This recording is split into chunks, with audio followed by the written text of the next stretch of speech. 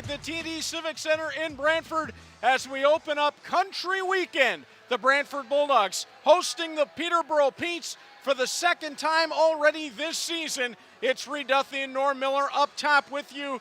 And Norm, it's strange to see Peterborough comes in 3 times this year, and this is already visit number 2, and we're barely even into the season. Yeah, Pete's in here in Brantford for the home opener just a couple of weekends ago, and as you say, this will be their second visit. Another little scheduling quirk, Sudbury Wolves in here this last weekend, and then they come in Thanksgiving weekend as well. So getting some of these teams out of the way early, I guess. Now, after these two teams met each other in the Bulldogs home openers, they both get a lot closer to full strength. The Bulldogs returned all of their NHL camp players. Adam Yudacek, the last man, back in. Meanwhile, for the Peterborough Petes, they will get a couple of players back from the last time we saw them, led by our player to watch for Peterborough, Caden McGregor. Yeah, Caden McGregor, number 1 overall pick in the OHL draft, playing his first game last night with the Petes, a 3-2 loss against the 3-2 shootout loss against the Erie Otters. And Pete's certainly excited to have this talented young player in their lineup. And how highly do they think of Caden McGregor? He's centering line 1 for them tonight. And Norm, they expect big things, as I think we all do, from Caden McGregor. He'll skate with Caden Taylor along with Braden McCallum. On the Bulldogs side, so Caden, and Braden? It's going to get a little confusing right as we go. On the Bulldogs side, they've been off to a great start offensively, but it's not been Jake O'Brien yet. It's not been Merrick Van Acker yet. It's been the OHL Rookie of the Week, Caleb Malhotra, that's captured the headlines. Yeah, 5-point game for Malhotra this past Saturday against the Sudbury Wolves. He and Cooper Dennis and Aiden O'Donnell will be just dynamic, and they're listed on the roster as the third line, but certainly they've taken some big minutes and really helped drive the team offensively in a big win over Sudbury last Saturday night. So with that line kind of locked into place, as Caleb Malhotra begins to remind a lot of people of Patrice Bergeron, as I've continued with the comparison, the Bulldogs are working on the chemistry on the other lines. We know Jake O'Brien and Merrick Van Acker go together like peanut butter and jelly. But who will play the right side tonight? Luca Testa gets that shot. Former first-round pick. When he's been in the lineup and healthy, at times he's been unstoppable. Can he recapture some of that form alongside 2 of the Bulldogs' best? Yeah, you look at that line with O'Donnell and Malhotra, both first-round picks last year. Testa, O'Brien, and Van Acker, all first-round picks in the Ontario Hockey League in the year they played. And Van Acker and O'Brien first-round picks in the National Hockey League as well. So certainly a number of firsts for the Bulldogs in those 2 lines. And be interested to see how Testa draws in. Jake O'Brien's going to have some interesting options with some speed on the wings in both Van Acker and Testa. Both players would like to get outside and drive the net. And Adam Banach, who scored a wild goal to open up his OHL account, so to say. He'll have Sam McHugh to his left, and Dylan Tashurna returns onto the right side. Norm, that's a line that's got a little bit of everything. Yeah, that Banach goal, I was going to say, kids, don't try this at home, but you're go ahead, try it out. But guys like you and I should not try out that move. We might pull something, but face planting in the corner. Superb for his first OHL goal. Adam Banach on that short-handed opportunity last weekend, going between the legs, and an outrageous display of skill to get your first OHL goal. No, not one of those ones that goes in off the pants or something, right? No, it certainly wasn't. The Peterborough Petes on opening night for the Bulldogs here gave them a heck of a fight for 40 minutes. It wasn't until the third period that it started to get away. We know what Peterborough will do. They'll grind, they'll play hard, they're going to finish checks. And Norm, they're not going to be easy at any time on this season as they continue to add talent back into their lineup to get past. Bulldogs are going to have to be sharp tonight and not be looking ahead to the Ollie Fraser fight they've got tomorrow with Windsor. Yeah, and I think, Peterborough is a team that, under Rob Wilson likes to play a certain style of game, and sometimes, as we saw here a couple weekends ago, got them into some penalty trouble. Bulldogs had 10 power play opportunities in that game, but if you can channel that aggression into some productive forecheck, then they're going to be a handful tonight for the Brantford Bulldogs. On the back end, Owen Protz gets his running buddy back. We saw he and Adam Yudacek combine as a great second pair last year for the Bulldogs behind Tomas Hamara and Tommy Budnick. Can they now take that success and become the first pair for the Bulldogs? Yeah, and I think that's what certainly Jamie Key's going to look from that unit. Complementary styles, right? Yudacek really, both defensemen have the ability to play a two-way game. Yudacek maybe a little bit more tense toward the offensive side. Protz a little bit more to the defensive, but both sides of, for both those players, the defensive side for Yudacek, the offensive side for Protz, very underrated. Norm, there's a lot of buzz around this Bulldogs team with the players that have been brought in, the players that have returned, and what they can do over the course of this season. But they've only played 3 games, so how much do we really know yet? Yeah, absolutely, and still miles to go before we sleep, right? Miles and miles as we go downstairs for the singing of our national anthem.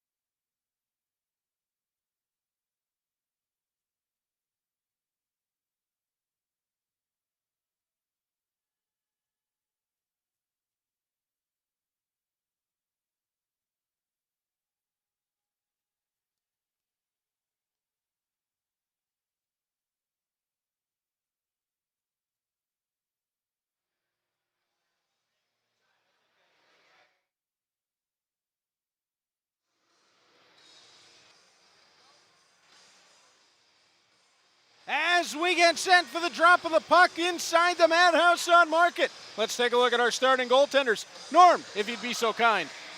Peterborough's own Mason Johnson is going to get the call for the Petes in net tonight. The first goaltender to play this season for the Petes who's not named Easton Rye, and that is Mason Johnson. At the Bulldog end, Ottawa's own David Egeroff is going to get the call. There you see Johnson's numbers from the preseason: 3 games, a win, then a .909 save percentage. Egeroff in his second start of the year. The Bulldogs have had 3 different goaltenders play games so far, and Egeroff's .973 save percentage in 1 start. Your officials are Pat Myers and Jesse Wilmot. On the lines, Dalton Kipp and Mac Whalen. The Bulldogs wearing the home whites trimmed with black and gold. The visiting Petes in the legendary maroon trimmed with white. And we are underway with the Bulldogs going right to left across your speakers as Owen Protz tracks the puck back, and he and old buddy Lucas Moore on the ice together, and not for the first time and certainly won't be the last. Easton Rye, Callum Hartnell, Lucas Carmiers, Aiden Young, Blake Gowan, and Jerry DeCunzelo. The scratches on the Peterborough side: Maxim Korovic, Jeremy Freeman, Nick Rosetto, David Buckman, Cameron Hankai, and Tommy Carmiers, the scratches on the Bulldogs side. Jerry DeCunzelo is a bit of an interesting scratch for me.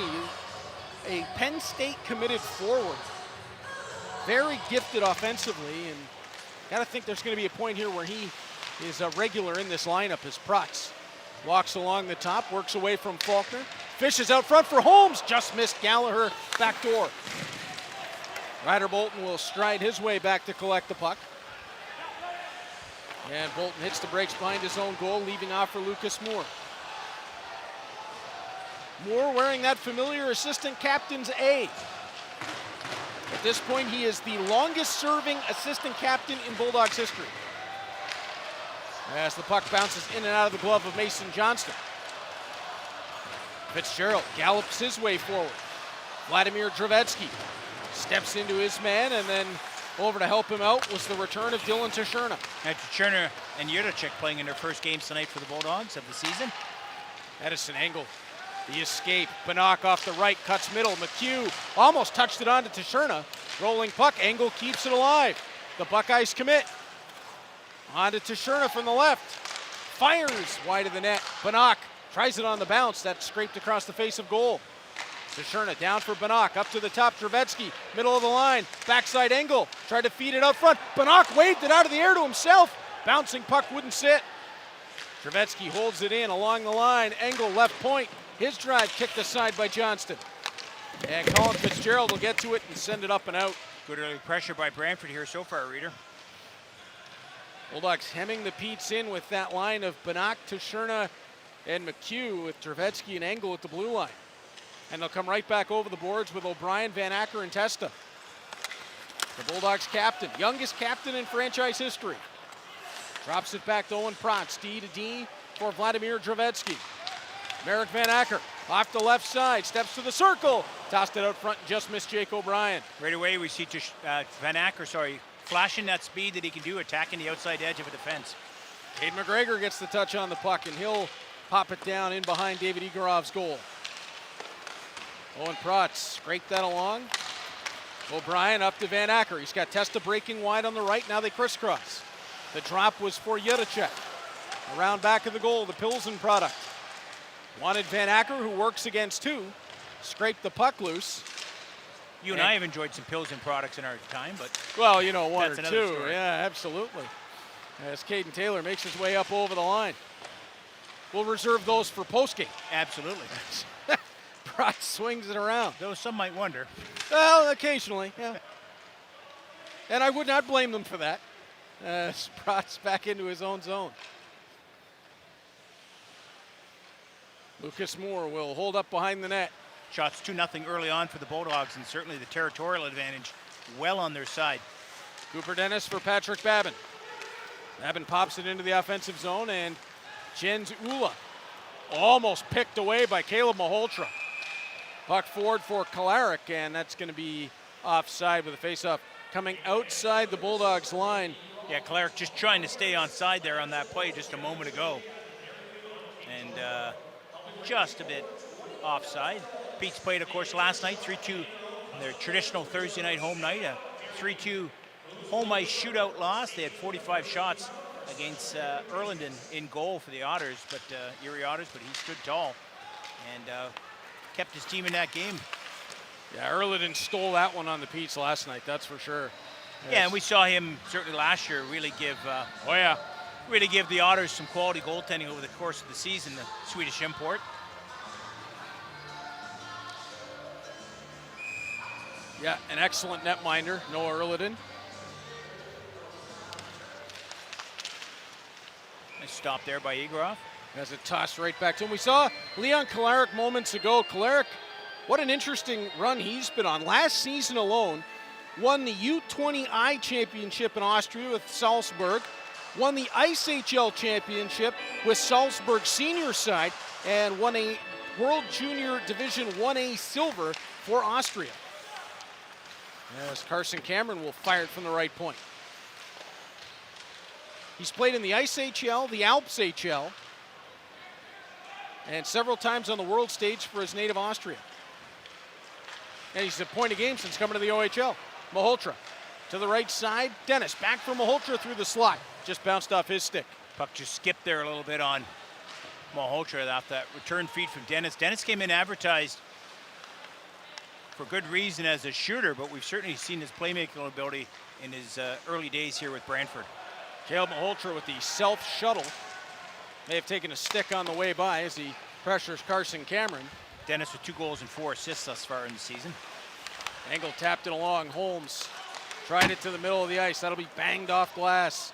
Engel around back of the net. Trevetsky hops it down in his defensive left wing corner. Maholtra pass there, eh? There's certainly no lack of confidence between Edison Engel and Vladimir Trevetsky. Gallagher tosses it to the front. Bolton's chip went wide. Gallagher left point. Engel along the line. Has Trevetsky. Pulls away from one, but Lutz stayed with him. And Janis Lutz is going to get a penalty for the extra on Vladimir Trevetsky. First hit was good. Second, third, fourth, and fifth, unnecessary. And that is in the eyes of official Jesse Wilmot as well. Lutz from Switzerland was definitely not neutral on that point. Oh boy. Yep, I know. It's going to be a long night, isn't it? Yeah, we're making Pilsen jokes, Switzerland jokes. Originally a product of the Rapperswil Jona program in Switzerland. Played last year for EV Zug. And there you see it right there. Bulldogs last year, #1 power play in the league, but a number of those key players not here. Yudachik, O'Brien, Van Acker all saw time last year on the man advantage unit. So this top unit, 1-3-1, Yudachik joined by Banach, O'Brien, and Malhotra, and Van Acker. And Van Acker up high on the left, knocked down that puck. Drops it off to O'Brien as they get the shape. Yudachik from the top. Right side is Banach.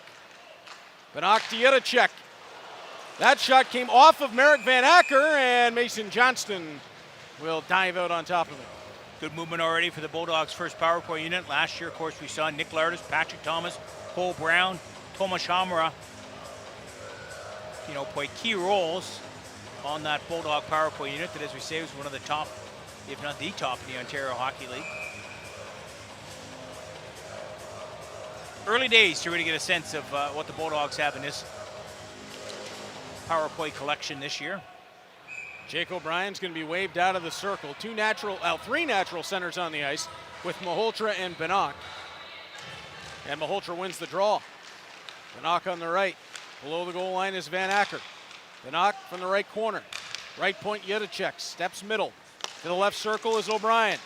Across for Banach, who waits. Tried to toss it net front for Van Acker, and that was just past his stick. Soto trapped O'Brien to the wall and was able to force that puck down the rink. Igorov out to play it, way up ahead to Van Acker. Touching up was Malhotra. It'll come to Malhotra to the end wall, around to the right side, Banach. Let it run for Yudachik. Over to O'Brien, sweeping high. O'Brien for Yudachik off the left. Blocked off bravely there by Strohak. Yudachik again, reloads at the top. Walks middle, backside is O'Brien. From the circle, for Banach, out front for Van Acker. Tipped it up and over the top. Yudachik flattens it out, tried to feed it high, and that'll run back to neutral ice. Now the Petes get some penalty kill changes as well. Bulldogs is changing part of the power play unit. Jake O'Brien a bit of a swivel as he tries to help his mates get the change. Johnston leaving it for Marintet. To the line, Dravetsky bats it down. Vladimir Dravetsky fires into the pile, and that was tipped up off back glass. O'Brien wanted McHugh, didn't land for him. Has it again. McHugh to the puck. The former Peterborough Pete. High slot Banach. Steps wide left, drops to O'Brien. O'Brien pulls. Inside of two, placed back to Dravetsky. His shot deflected up into the mesh out of play, and that will do it for the Bulldogs man advantage. 13 to play in the first period. No score on the board. You're watching Big Steel Box, Brantford Bulldogs hockey on Rogers TV.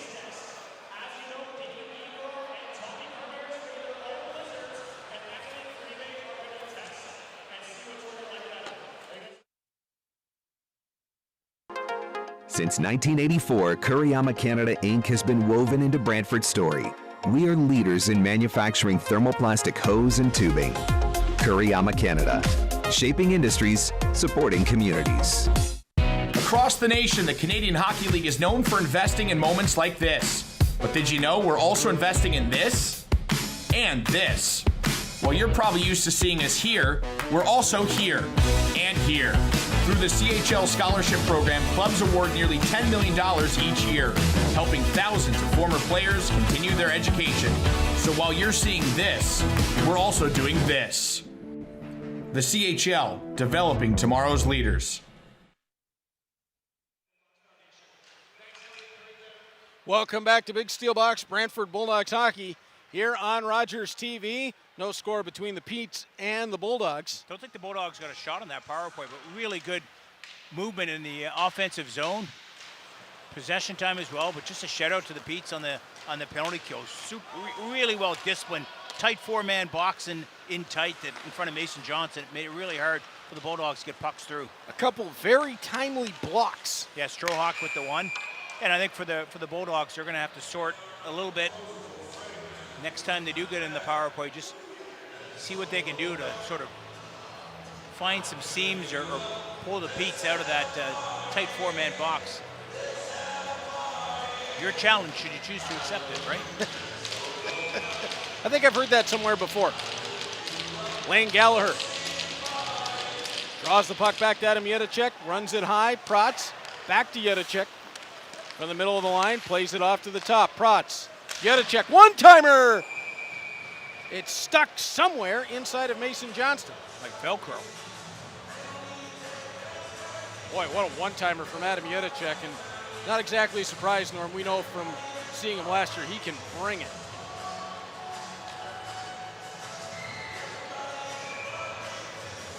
That's what made him first-round pick, right? In the National Hockey League, that kind of the mobility that he shows, the length and the reach defensively, and that ability with a big shot.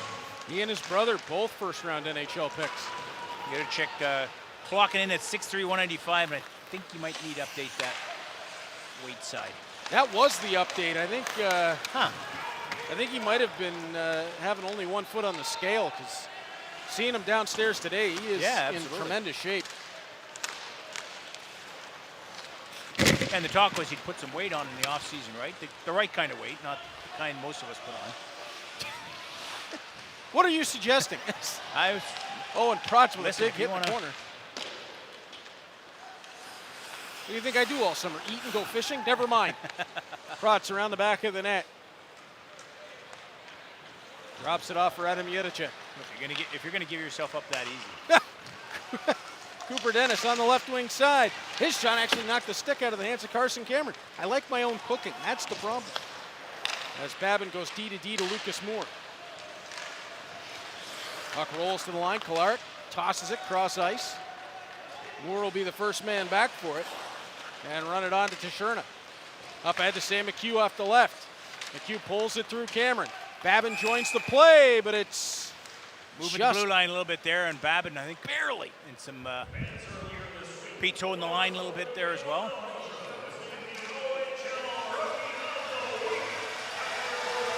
And some pushing and shoving at the center circle that dissipates quickly.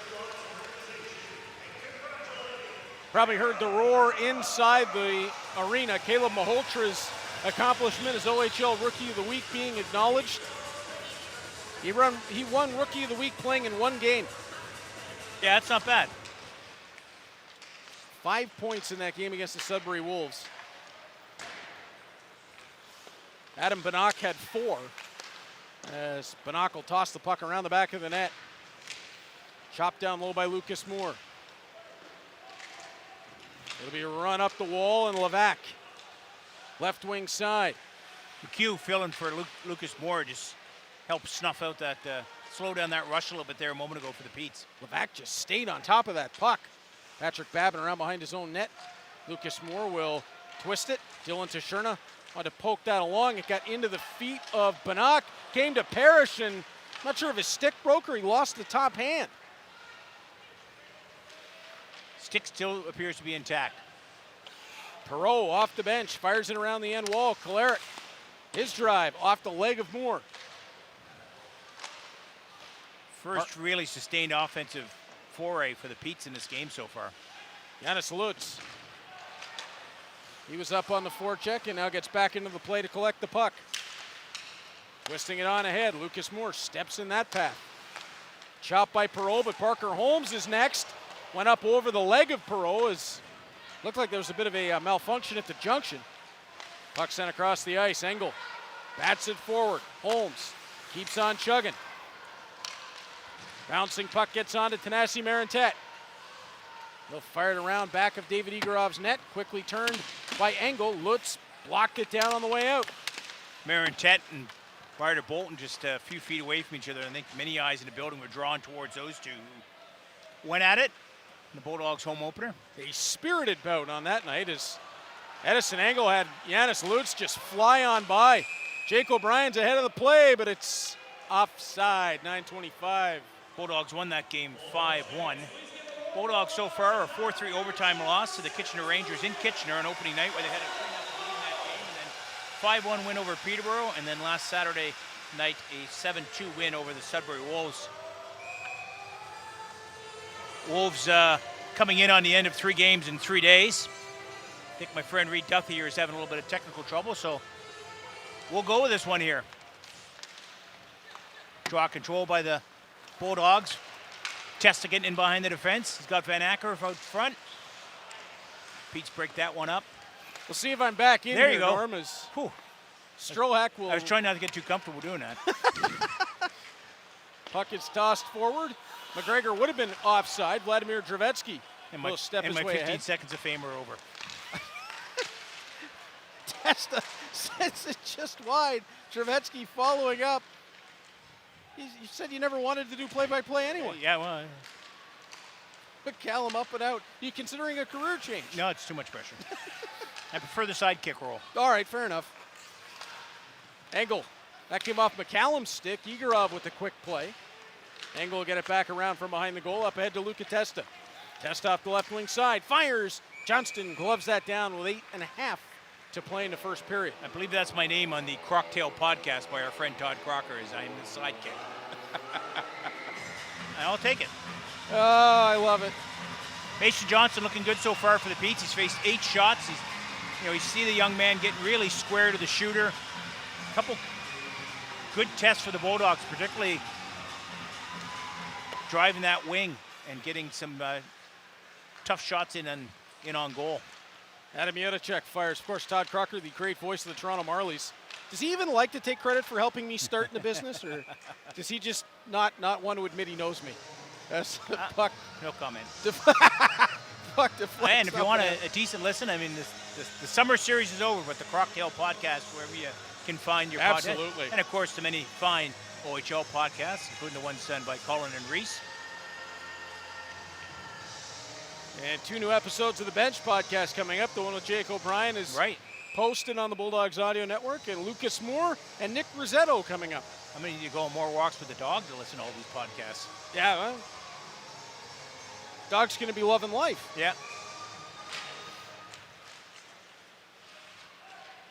As the puck is sent all the way around the back off the drop to Sherna. Following up. Soto, lift of the stick to Sherna right with him, and it'll be scraped up and out where Owen Protz will return for it. 8 minutes to play in the opening frame. No score on the board as Yodachek. For to Sherna, rink wide to McHugh. Skip past him. Genzula picked by Bannock, just missed short side by McHugh. Well, Adam Bannock just appears.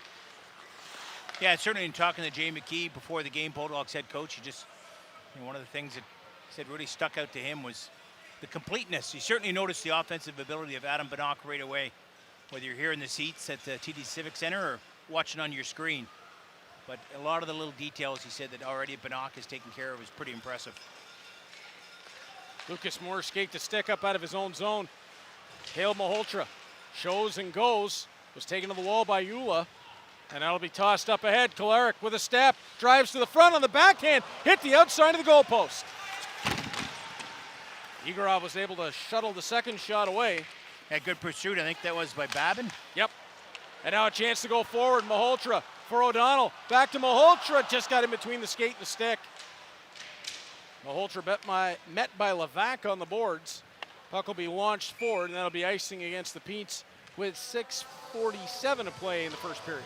Yeah, real good opportunity a moment ago. And just this line, you noticed it from preseason when they came together. I think it was against the Guelph Storm, maybe the first or second time that that line was formed. And just right away, O'Donnell, Malhotra, and Dennis have just clicked. They've all just sort of settled and sorted out their roles right away. And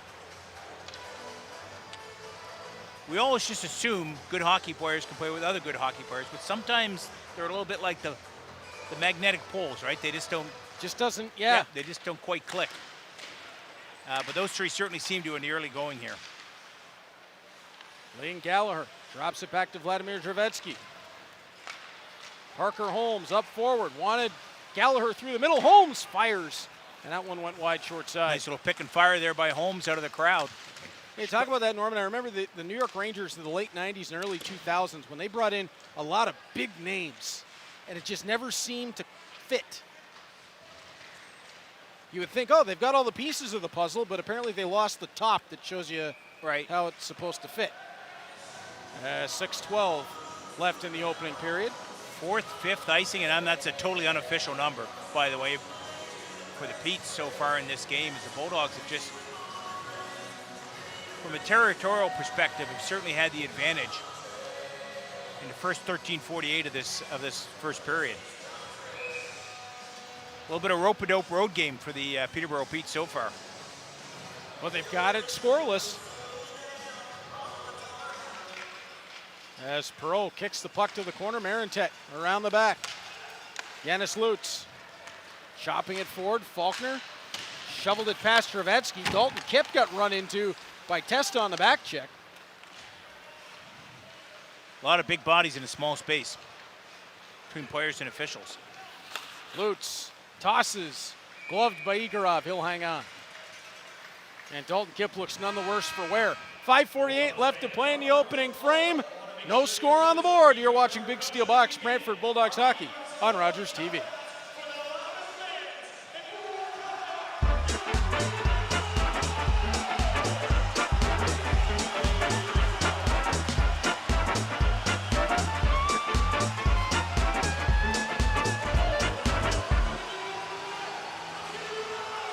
You might not love going to the dentist, but you will love coming to Clarence Street Dental.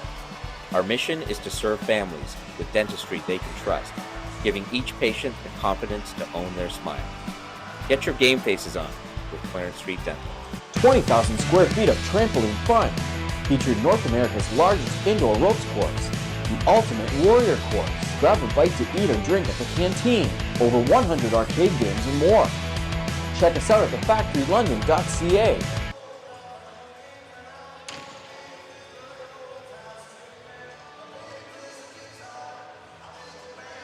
Welcome back to Big Steel Box, Brantford Bulldogs hockey here on Rogers TV. Our first period is always brought to you by our friends at Gerdo Metals Recycling.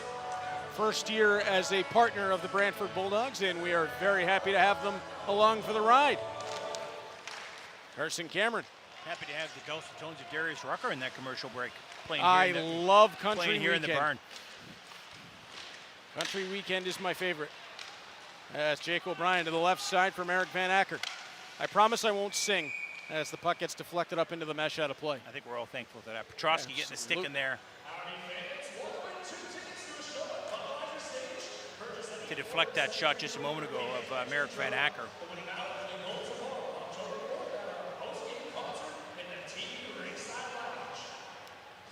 Testa will take this drop. Well, just as I say that, the Bulldogs will exercise their option for a late change.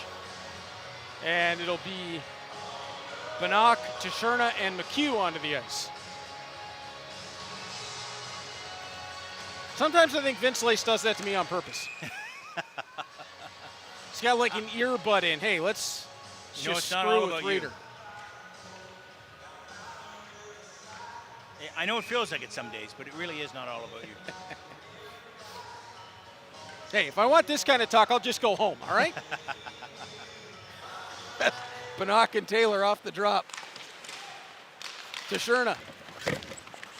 Whoa, bit of a bowling pin play as Caden McGregor ended up the last man that went down. Everybody got up all right out of that.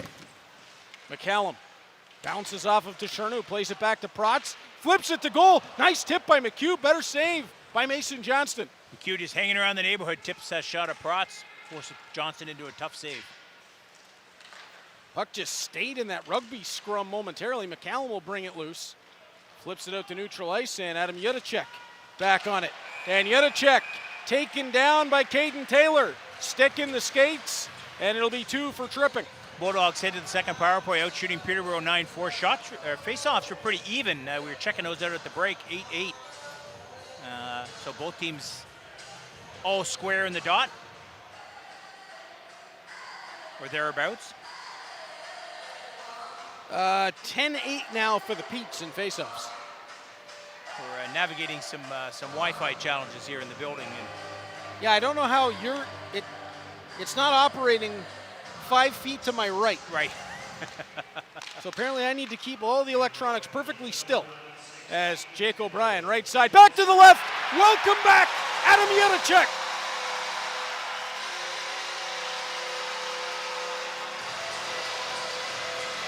His first of the season, put on a tee by the captain, and the Bulldogs have a 1-0 lead on the power play goal. And that one did not take long for the Bulldogs. They win the draw. 8 seconds into the Caden Taylor penalty, a little scramble draw. The Bulldogs win possession. You're going to see Yudacek just drift into that little pocket of space and just get on the backside of the play. All 4 Petes penalty killers paying close attention to Jake O'Brien, and I would be too. And Yurchik just slides in stealth mode undetected on the backside, makes it 1-0 Bulldogs. Off the ensuing drop, Eula for Strohak. Batted down by Protz. Try to get everybody back on side. Nice back check by Adam Novotny. Yurchik for Dennis. Now to Malhotra. Malhotra through Novotny. Carries wide left. Drop for O'Donnell. Novotny again with the nice back check. Protz fires off of a leg. O'Donnell around the back for Dennis. Yurchik drive. Blocked off bravely by Novotny, and that stung. Protz, rink wide, Yurchik. To the top, Dennis. Again to Yurchik, walking around the outside. Yurchik away from two, dropped it for Dennis. Loose puck, swept towards the crease. Dennis again, still won't go. Jake O'Brien and Merrick Van Acker with the assist on the Yurchik goal. Adam Novotny, the third player in this game from Pilsen, will bring the puck forward.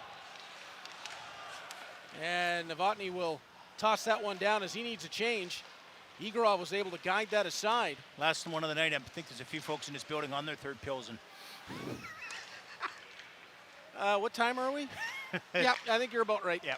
Merrick Van Acker will go rink wide. And that's it, no more. I promise. There was a country band out front tonight. Yeah, absolutely. Yeah, it was bumping out there. The outdoor district as the puck tossed to the front. Beautiful weather. Yeah, well, that's exactly it. Take advantage. Parrish left side. Puck tossed to the front by Petrovsky. Igorov had a little trouble getting the handle on it. Petrovsky again to the front, knocked aside. Nice response here by Peterborough off that Bulldogs goal. Good shift with some pressure. Now Jake O'Brien will turn it through neutral ice for Van Acker as he and Testa get a little too tight. Yeah, I mean, unseasonably warm. We got a little bit of a push and shove here. O'Brien and Van Acker, yes. Went out for the aforementioned dog walk this morning with a coat and a little bit chilly, and then by time I was driving out here, it was 29 degrees. I'm wearing a wool for October 3rd. I'm wearing a wool suit. I went out to get a tea in the middle of the afternoon. Felt like the Thanksgiving turkey. It's like you're trying to make weight for a fight. Oh yeah, I have seen some of those.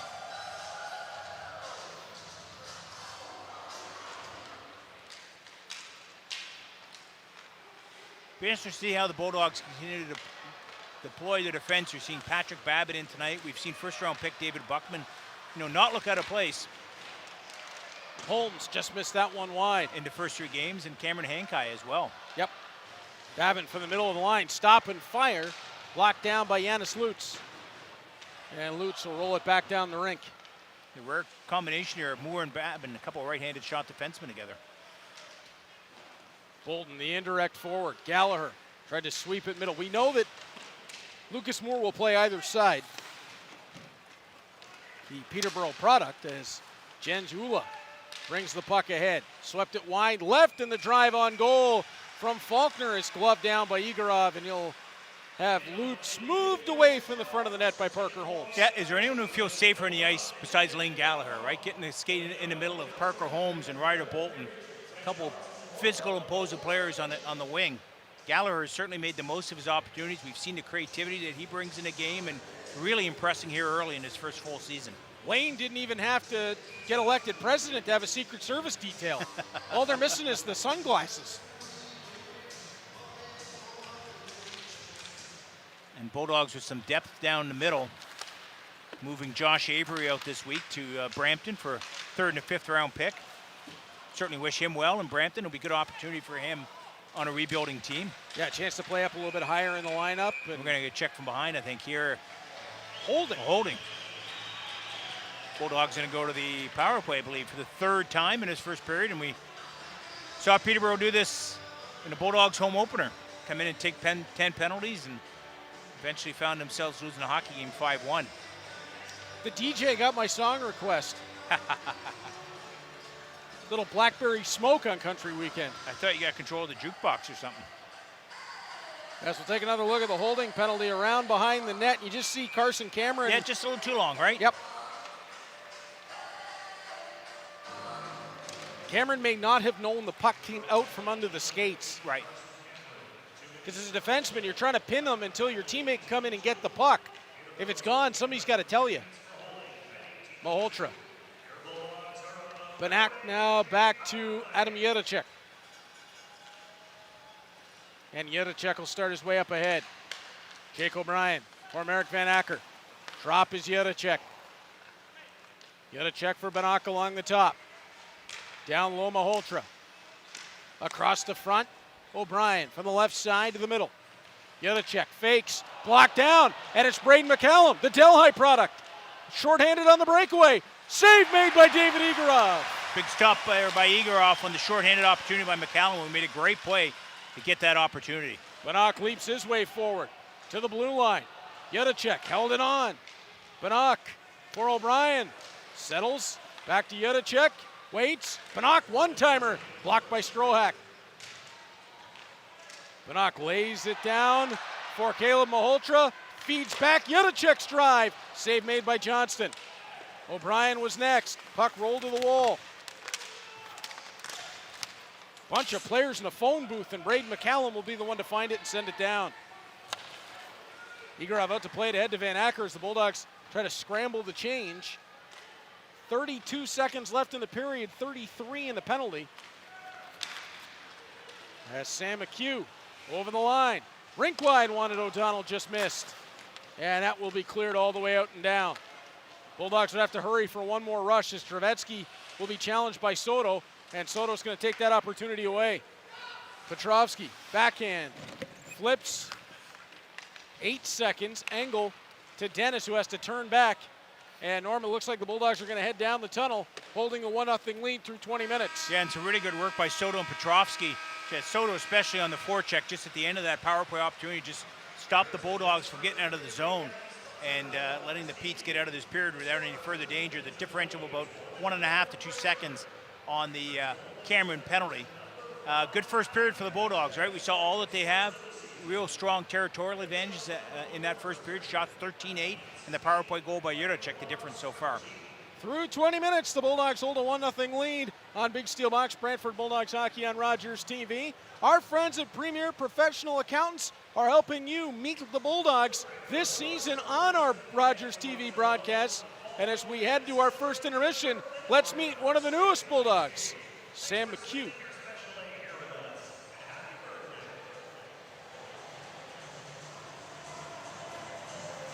My name is Sam McHugh, 21, left winger from Southern Ontario.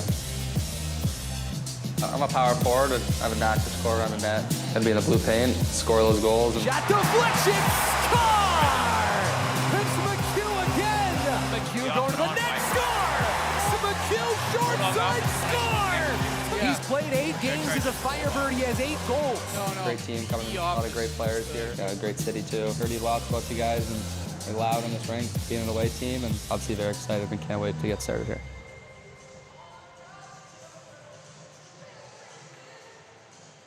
Perfect music mix is on Chime 96.7. So every song is someone's favorite song. On Chime 96.7. She got it! Unbelievable! It's in Bocomania in Montreal. No obstacle too big for the 18-year-olds. Vicky, a champion at home. Dreams do come true.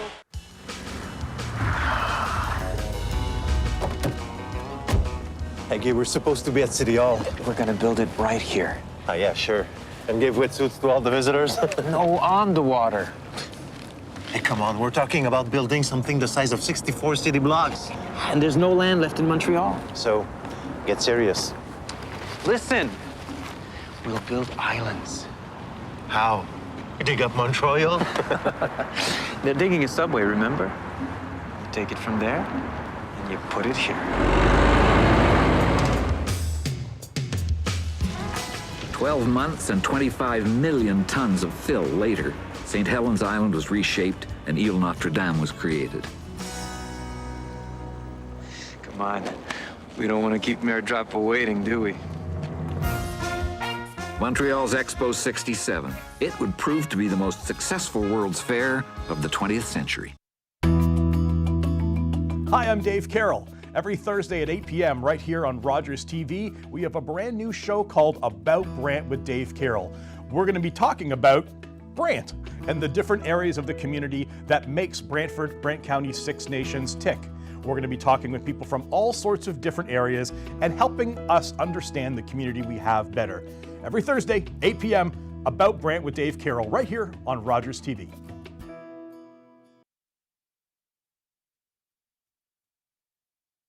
New season for the official podcast of the Brantford Bulldogs bench.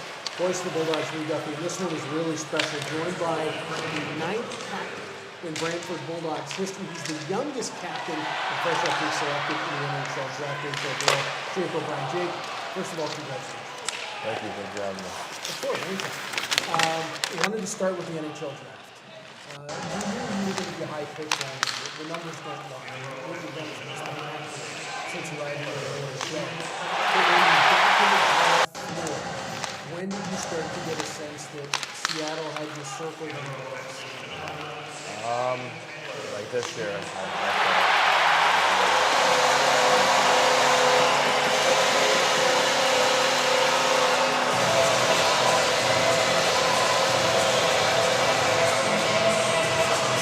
So when Seattle got up there, I knew there was a chance, and I was really happy with Seattle.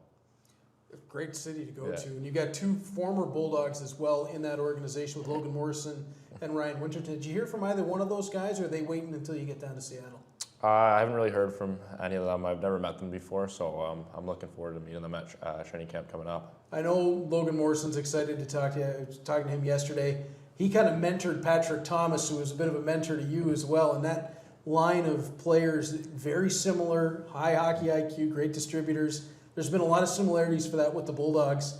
How excited are you going to be to see a former Bulldogs captain as well in Logan Morrison?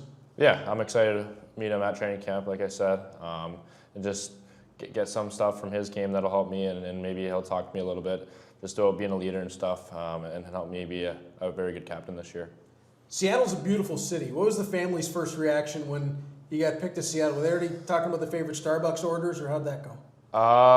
They always said that Seattle's a very nice city, but I'm a big fisherman, and it's pretty big fishing up there, so that was kind of the first thing that they said. Did you get to go deep sea fishing when you were at rookie camp? No, I did not. Not yet? No, not yet. Okay, saving that for later. Coming back to the Bulldogs, you get named captain, and the choice seemed pretty obvious. You look at the records that you've already compiled. You broke the record for rookie scoring, shattered it, that had stood since 2018 with Arthur Kaliev. You come back the next season, put up 98 points. That 98 points made you the highest scoring first two-year player in Bulldog history. A Hlinka Gretzky gold medal, the 8th overall pick. As you got the captaincy, what were your first thoughts in carrying on that legacy as the 9th man to take it? Well, I just think I just want to win this year. I think we have the group to do it. The last 2 years we fell up short. We had a really tight group, but this year I just want to make the group really tight. I felt like last year that's kind of why we went on such a good run, because we were all so close and hung out so much. So that's definitely what I wanted to do this year, and hopefully we can win something. You got to learn from a really good captain in Patrick Thomas, a really good person. What did you take from Patty as the captain last year that you're going to put into your own style this year? Yeah, well, Patty, he was just a huge role model for me and the other guys. He would come up early, run the treadmill every morning, and just work out a ton, get here early, always be on his game. So yeah, just seeing him and just seeing how pro he is with how he carries himself and everything, it is truly incredible. When you look at the names that have held that captaincy in Bulldogs history, all the way back to Justin Lemke, who you narrowly beat out by a few months as the youngest captain in team history, but from Lemke to Entwistle to Strome to Nurse, then you come back from the COVID break, and it was Kammer who led the team to a championship, and that was followed by Logan Morrison, by Lawson Shirk, by Patrick Thomas. When you hear those names, when you think of the history that they've forged with the Bulldogs, what do you think? Yeah, it's a huge honor, just being in those names and that discussion. Yeah, it's a huge honor, and hopefully I can win a championship with this team this year and solidify myself as a name in that category. I mean, it's funny when you look at the history as well, because you think of the 8th overall pick, and you were the 8th overall pick in the OHL and the NHL. That pick has been significant for the Bulldogs. Matt Strome was the first one, and NHL drafted 2 years after he was picked 8th. and then won an OHL championship the year after that. You're selected 8th by the Bulldogs, 8th by the Kraken, and now captaining a team that has championship aspirations. When you look at stuff like that, obviously it's not going to play into what you do on the ice, but is it kind of cool to follow in that sort of legacy and have those opportunities? Yeah, it's cool to look back on, and going 8th and then going 8th in NHL. I feel like that's kind of like almost it was supposed to happen, and that's what I think about it. Well, you do wear 44, right? Yeah, 4+4. Yeah, so yeah, hopefully this year we can get it.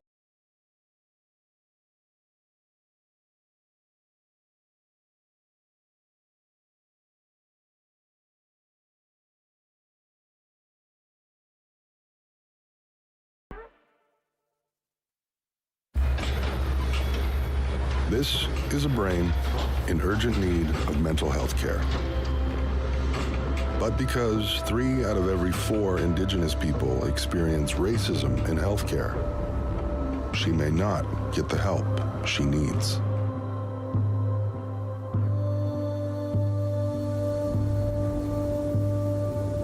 Become an ally. Rise above racism in healthcare. Hi, Pastor Mark here. Join us each and every week on Sundays. There is a place for you here, a place to explore, a place to dream, a place to journey, and a place to belong. All are welcome, no exceptions. That is St. Peter's Church, every Sunday at 11 a.m. God bless. We'll see you soon. David Prang from the Chamber of Commerce Brantford Brant speaks with community members about events and organizations that impact the city of Brantford and the county of Brant. Chamber TV, Thursdays at 6:30 p.m., right here on Rogers TV.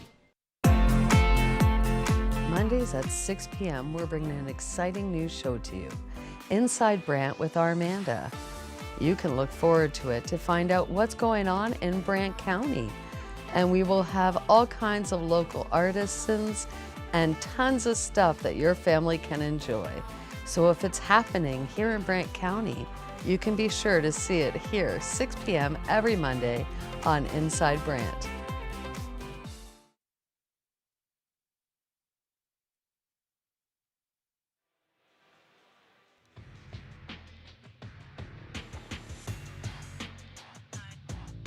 To take you on a tour around the Ontario Hockey League, thanks to our friends at Canaley Construction Law, bringing you the out-of-town scoreboard. Other games in action on this Friday night, the Sault Ste. Marie Greyhounds and Brampton Steelheads, no score through 20 minutes. Brampton a 12-10 lead in shots on goal. Kitchener Rangers explode in the first period to a 3-1 lead over the Owen Sound attack. Luca Romano's early marker was met by Pierce Bowie, but following that, Humphreys and Arquette scored just about 2 minutes apart to give the Rangers that 3-1 lead. The London Knights haven't quite got it on the rails just yet. Aspinall and Murata have the pair. The Flint Firebirds through 20 minutes hold a 2-0 lead over the defending Memorial Cup champions.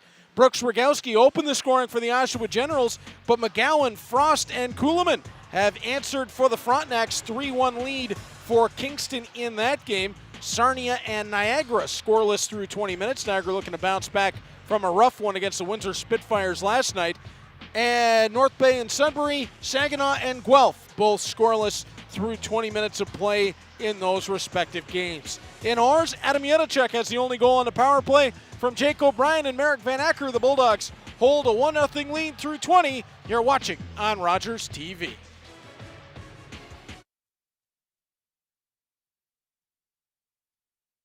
$20,000 square feet of trampoline fun, featured North America's largest indoor ropes course, the ultimate warrior course. Grab a bite to eat or drink at the canteen, over 100 arcade games and more. Check us out at thefactorylondon.ca. Oh, folks, not tonight with Giovanni Petiti has killer monologues. Great local guests who have too much talent for national late night, and this show's got high energy. Bills. It's the show TV critics are saying is just like Late Night with Jimmy Fallon, if you ordered it on Temu. So join me Sundays at 9 p.m. on Rogers TV. Hey, I've seen your social calendar. What else do you got to do, huh? Nice. Scotiabank Wednesday Night Hockey is back. Bring it on! For decades, they've battled. It's an historic rivalry. This is the Battle of Alberta! Now, bitter rivals clash again in an all-Canadian doubleheader. First, Canadians, Leafs. Well played! Wild action! Scores! Then, Flames, Oilers. A huge hit, and there it is! Spectacular! Scotiabank Wednesday Night Hockey. Watch on Sportsnet. Stream on... Sure to join me on Mondays at 8 p.m. here on Rogers TV for Lions TV Bingo. And starting this summer, we're going to have a new kind of card. So remember, new cards with the same great game every Monday, Lions TV Bingo.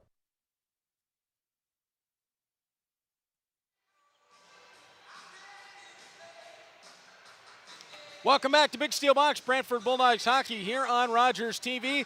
Through 20 minutes of play, the Bulldogs hold a 1-0 lead over the Peterborough Petes. We'll go back into the frame and see how the Bulldogs got out to that 1-0 lead. And Norm, a really good back and forth period. The Bulldogs had territorial control, but the Petes earned some chances on David Egorov. And right now, Adam Yudacek's marker the only difference. Yeah, don't know much more that I can add to that, but you know. All right, let's look at these first period highlights. Sorry, I was trying to set you there, and I overran my midfield. It's all good. As we take a look back, our replays, as always, brought to you by our friends at TD. Yeah, Bulldogs with 3 power plays in this first period as well. There you get a look at some of the work. First power play opportunity in particular, the Petes really did a good job of just packing it in tight, making it tough for the Bulldogs to find any time and space or really get any pucks through it. A lot of courageous blocks by the Petes, but here the goal for Juracek going to come here. That's another good opportunity by Juracek, sorry, and that's a little bit of a foreshadowing of where he ends up on the goal. The only goal of that first period. Luca Testa getting an opportunity with Merrick Van Acker and Jake O'Brien tonight, slinging one on Mason Johnston. Yeah, a bit of an older line for the Bulldogs as well. Here's a really good work by Babin just to do enough, but not too much to disrupt that opportunity, and Egorov just hangs around and makes that save. Kolarek just missed sliding that in the side door. Sam McHugh had the beautiful tip that was turned aside by Mason Johnston. This is the power play goal here as Malhotra wins it for Van Acker, and then boom. Yeah, he's really good work off the draw, a little scramble draw. And there's some good work by McCallum from Delhi, Ontario. Intercepts the puck, and quality shorthanded save there by David Egorov, who was the less busy of the 2 goaltenders, but still had to make some good quality stops to keep this a 1-0 game. We'll take a look at our West Brant Window World scoring summary from period number 1 as the Bulldogs get the only goal, and it's Adam Yudacek who steps in with his first marker of the season, that coming from Jake O'Brien and Merrick Van Acker. And if that line, Norm, gets going, I know it was on the power play, but with O'Brien and Van Acker, if they get going quickly, right, with Banach's performance in his first game, Sam McHugh's already on the board, and that third line, quote-unquote, this offense looks very dangerous. Yeah, shots 13-8 in the first period for the Bulldogs over the Petes. As you noted, Reed, the goal by Adam Yudacek, power play marker from Jake O'Brien and Merrick Van Acker. We'll be back with period number 2 on Rogers TV right after this. 20,000 square feet of trampoline fun. Featured North America's largest indoor ropes course. The ultimate warrior course. Grab a bite to eat or drink at the canteen. Over 100 arcade games and more. Check us out at thefactorylondon.ca. Oh, folks, not tonight with Giovanni Petiti has killer monologues. Great local guests who have too much talent for national late night, and this show's got high energy. Bills. It's the show TV critics are saying is just like Late Night with Jimmy Fallon, if you ordered it on Temu. So join me Sundays at 9 p.m. on Rogers TV. Hey, I've seen your social calendar. What else do you got to do, huh? Nice. Scotiabank Wednesday Night Hockey is back. Bring it on! For decades, they've battled. It's an historic rivalry. This is the Battle of Alberta! Now, bitter rivals clash again in an all-Canadian doubleheader. First, Canadians, Leafs. Well played! Wild action! Scores! Then, Flames, Oilers. A huge hit, and there it is! Spectacular! Scotiabank Wednesday Night Hockey. Watch on Sportsnet. Stream on Sport. Join me on Mondays at 8 p.m. here on Rogers TV for Lions TV Bingo. And starting this summer, we're going to have a new kind of card. So remember, new cards with the same great game every Monday. Lions TV Bingo.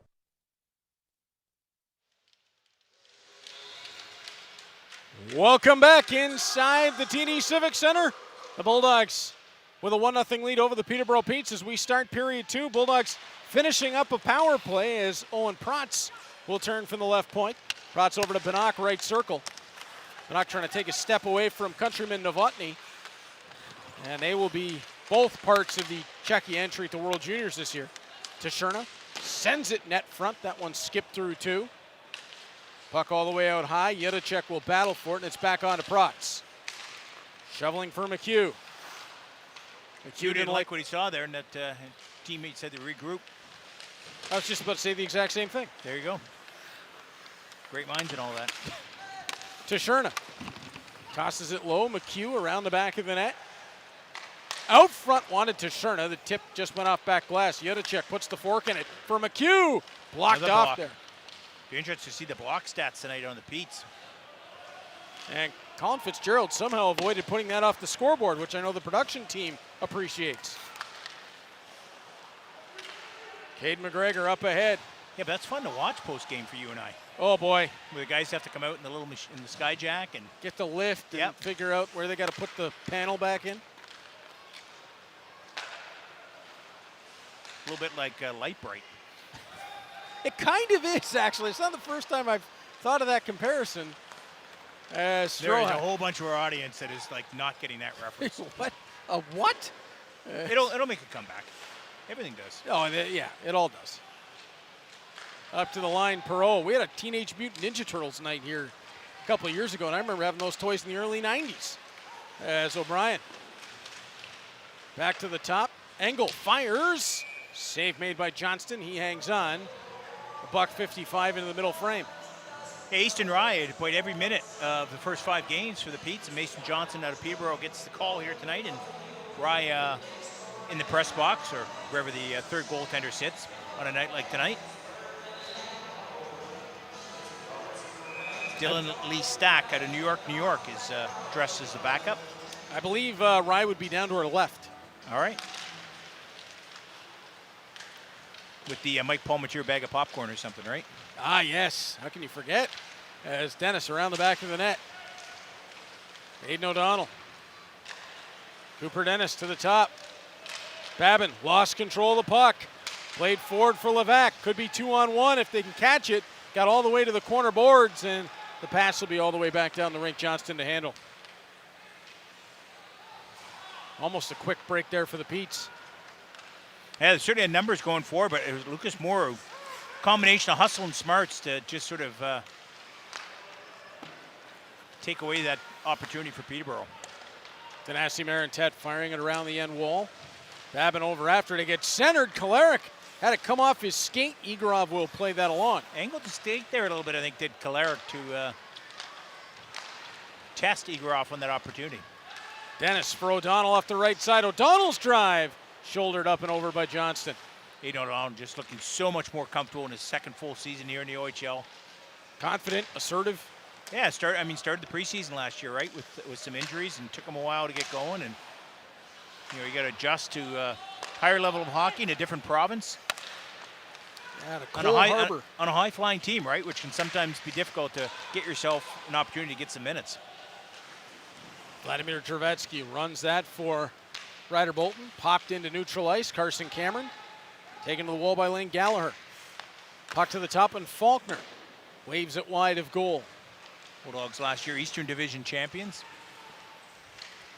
Pete's after 2 straight years out of the playoffs are looking to get back in. Went from an OHL championship to back-to-back seasons missing the playoffs, which I know folks in Peterborough aren't used to seeing a whole lot. No, certainly not. A franchise that has a ton of success in its history and an alumni list that stacks up with just about anybody anywhere. As Petrovsky will wave that forward. That's just the coaches. Yeah, no kidding. Soto, backhand save made by Igorov. Bouncing puck. It'll be pressed to the line. Turned by Perot off back glass and off the back of the net. Peterborough's come out here with a bit of jump in the second just frame. going to say, yeah, definitely some more, a little bit more on the front foot for Peterborough in this middle frame. McHugh gets the puck ahead of Novotny. Up the wall, Drevetsky. Plays it back through Soto. Ryder Bolton is next. Bolton up over the line to Engel off the right side. Engel sends it to the front. That had more on it than I initially thought. Johnston had to make the glove stop. Yeah, it started off looking kind of innocent, didn't that shot from Engel? It just kept climbing and climbing and forcing Johnson into a save and an offensive zone draw for the Bulldogs here. Face-offs 14-11 in favor of Peterborough. Shots 3-2 so far in the second period in favor of the Bulldogs. Engel, the Winnipeg Jets draft pick out of Arlington Heights, Illinois. What a find he was for the Bulldogs. As Novotny races his way forward. Played last year between the Des Moines Buccaneers and Dubuque Fighting Saints of the USHL. Adam Yudacek, after David Igorov waved it aside. Wasn't a clean exit. Novotny and Soto combining to cut that off. A little bit of risk in it in that zone exit for the Bulldogs, and Novotny and Soto, as you say, Reed, right there to disrupt it. Petes may be finding something here with this line of Fitzgerald along with Soto, and pardon me, the puck gets bounced to the front by Banak and now run aside.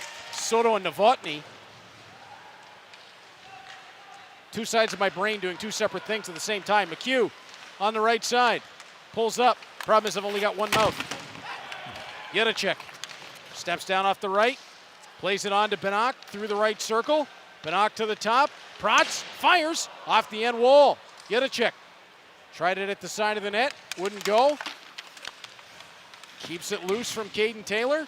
Tried to run it back down the boards. Tanasi Marintet had lost his stick, but the puck will come up and out of the zone. That whole last sequence started with a great stretch pass from Adam Banak. Diagonal stretch pass cross ice to hit Sam McHugh. And the Bulldogs were off and running on a good offensive zone sequence. Dylan Tisherna on the left wing side. Braden McCallum steps into him. Dylan Tisherna, the last member of TNC here with the Bulldogs. Line that had some success for the Bulldogs in the playoffs alongside Noah Nelson and Calvin Crombie. Both those players, Nelson and Owen Sound, and Crombie and Barry now as overagers. And that Owen Sound team off to a good start, aren't they, Reader? Absolutely. Scott Ray has them humming.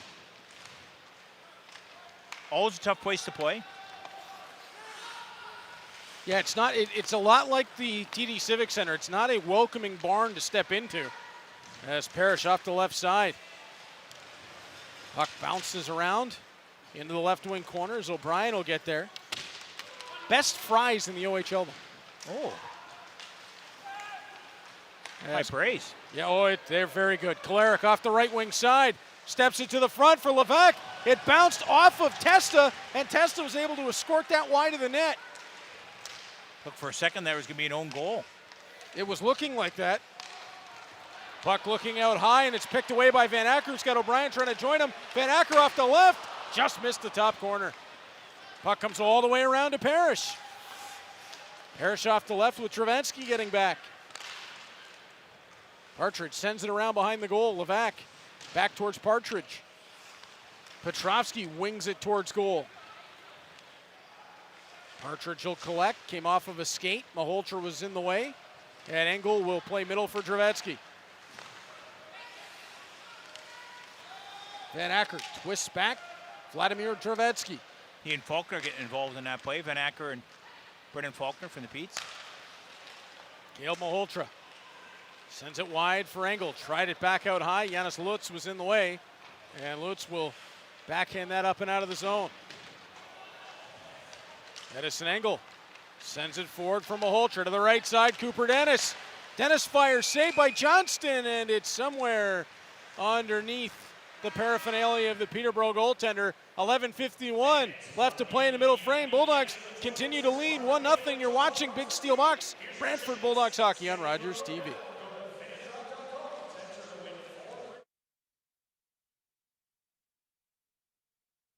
Kitchener's perfect music mix is on Chime 96.7.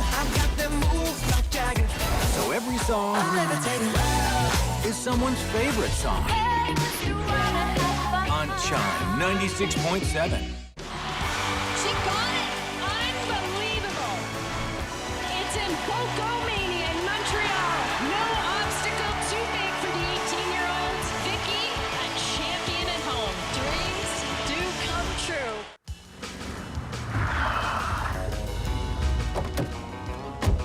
Hey, Gabe, we're supposed to be at City Hall. We're gonna build it right here. Oh, yeah, sure. And give wetsuits to all the visitors? No, on the water. Hey, come on. We're talking about building something the size of 64 city blocks.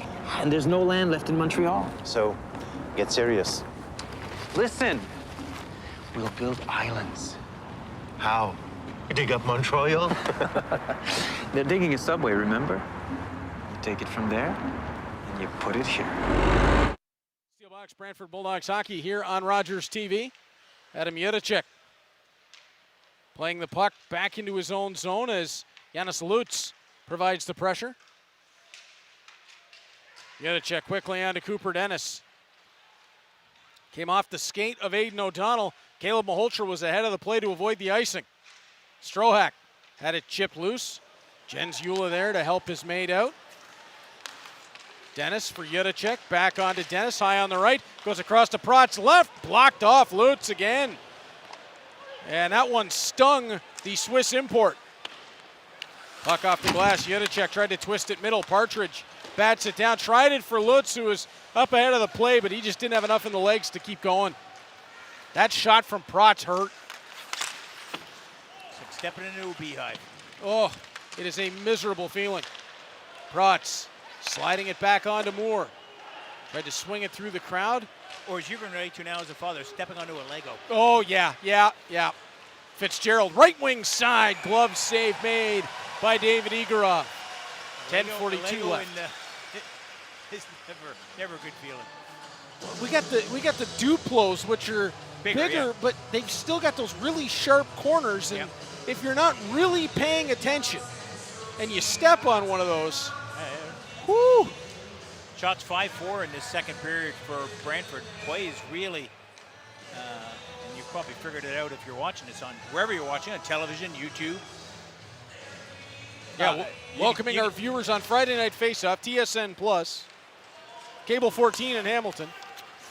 Well, you can see play is really evened out. Pete's getting some good opportunities and a lot more sustained offensive zone time in this second period than they had in the first. Helps them to stay out of the box. As Colin Fitzgerald drives it in deep. Yeah, this is the line that I think for the Petes is going to really develop into something. Fitzgerald, Soto, and Novotny. I think if you're Jay McKee, what you're probably not so happy about, a few odd man rushes already in this second period for the Petes when you're protecting a 1-0 lead. Not always a good recipe. Lucas Moore had his stick betray him. Novotny out front, save made by Igorov. He'll hang on as he denies Braden McCallum stepping in. Keep in mind, this is a Peterborough team that is still going to add back Aiden Young. And from talking to the great voice of the Petes, Stu Kernan, doesn't sound like that's too far off either. Yeah, and they invested really heavily after the OHL championship win in that 07 birth year group. Aiden Young, as you mentioned, out of the lineup, but you're seeing players like Caden Taylor in the lineup tonight, making an impression. And Carson Cameron, who was their own first-round pick in that draft. Right.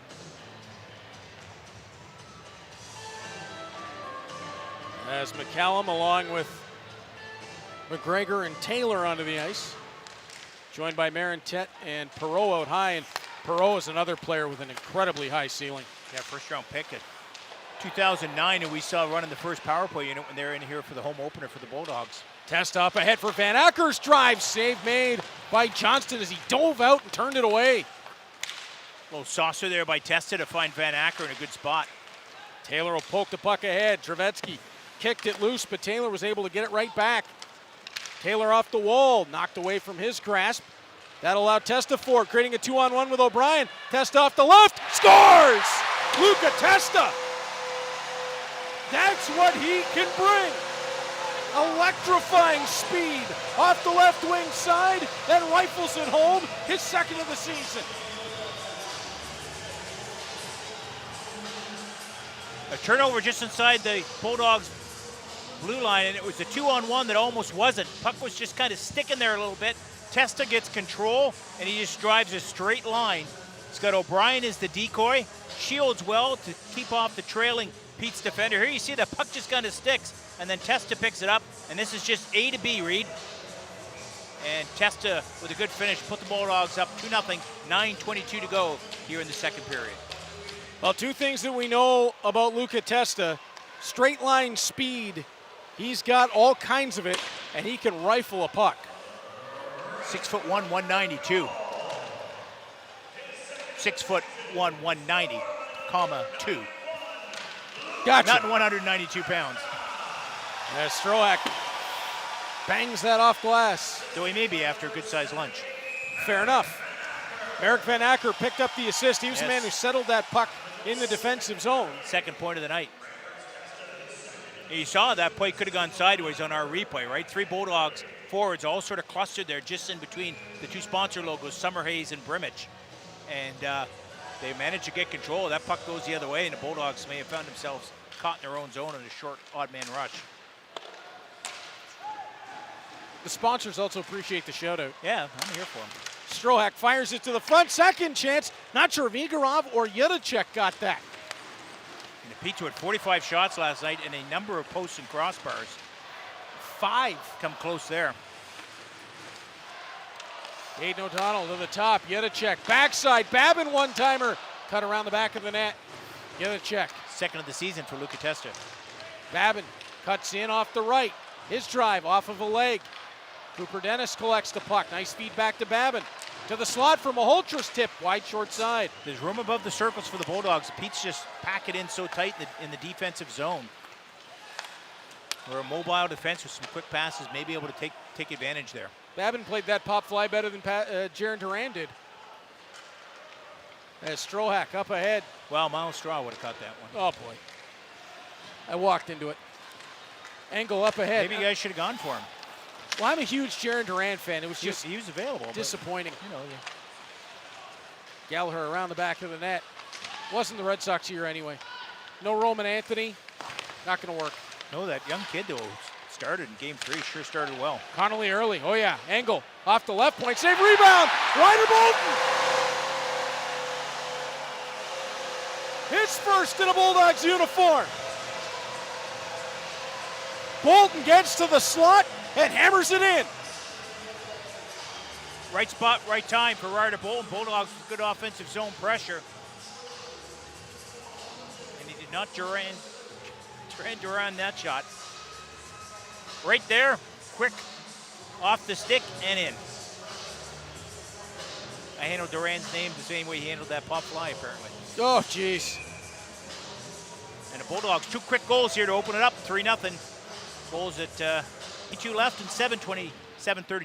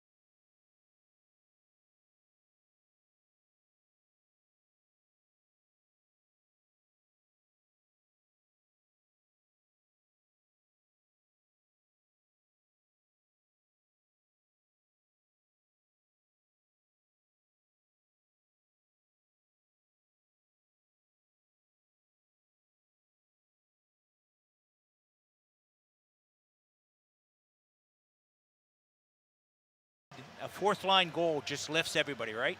Yep.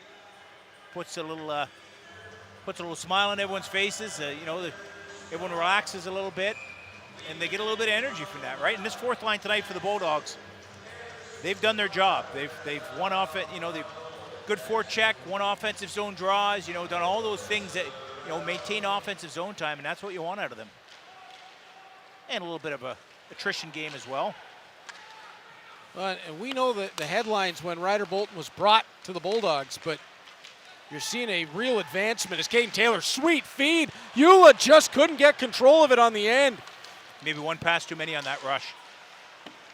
Caden, It's like the unselfishness, but Caden Taylor with a brilliant feed to the front of the net and then dings the outside of the goalpost.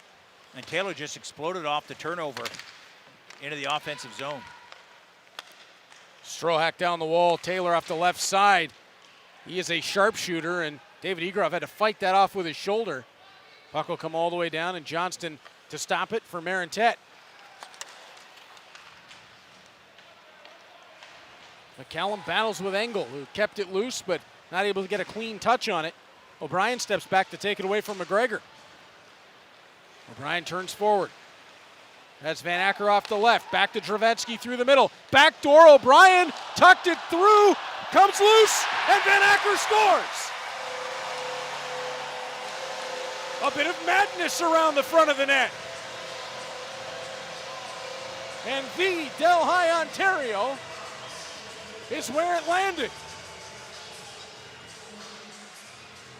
Van Acker's second of the season, his third point of the game. Good luck tracking assists on this one.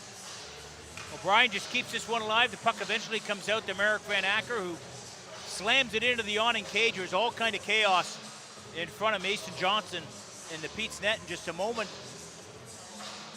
ago, Caden Taylor and the Petes generated a really good offensive zone opportunity that they could not cash in on, and the Bulldogs come back the other way and make it 4-0. 3 goals in about a 5-minute span here for the Bulldogs have blown this one wide open. And Van Acker's got it again off the left. Guides it for O'Brien. That one just missed wide. Patrick Babin steps down on the left side to keep it going. O'Brien deadens it on the end wall. Marintet steps to him. Van Acker holds. Tried to play it front. And it'll be lifted up ahead for Kolarek. Stick lift from the backside by Lucas Moore. I believe from the replay it's going to be O'Brien and Dravetsky on the assist, but I could be wrong. As Van Acker and Marintet. I think this one's going to be whistled down for offside. 4:44 left to play in the second period. And I believe David Egorov has seen that this should be the officials' timeout. Are we? Yes? No? Maybe? Now we are. There we go. We'll hit the break with the Bulldogs holding a 4-0 lead over the Peterborough Petes on Rogers TV.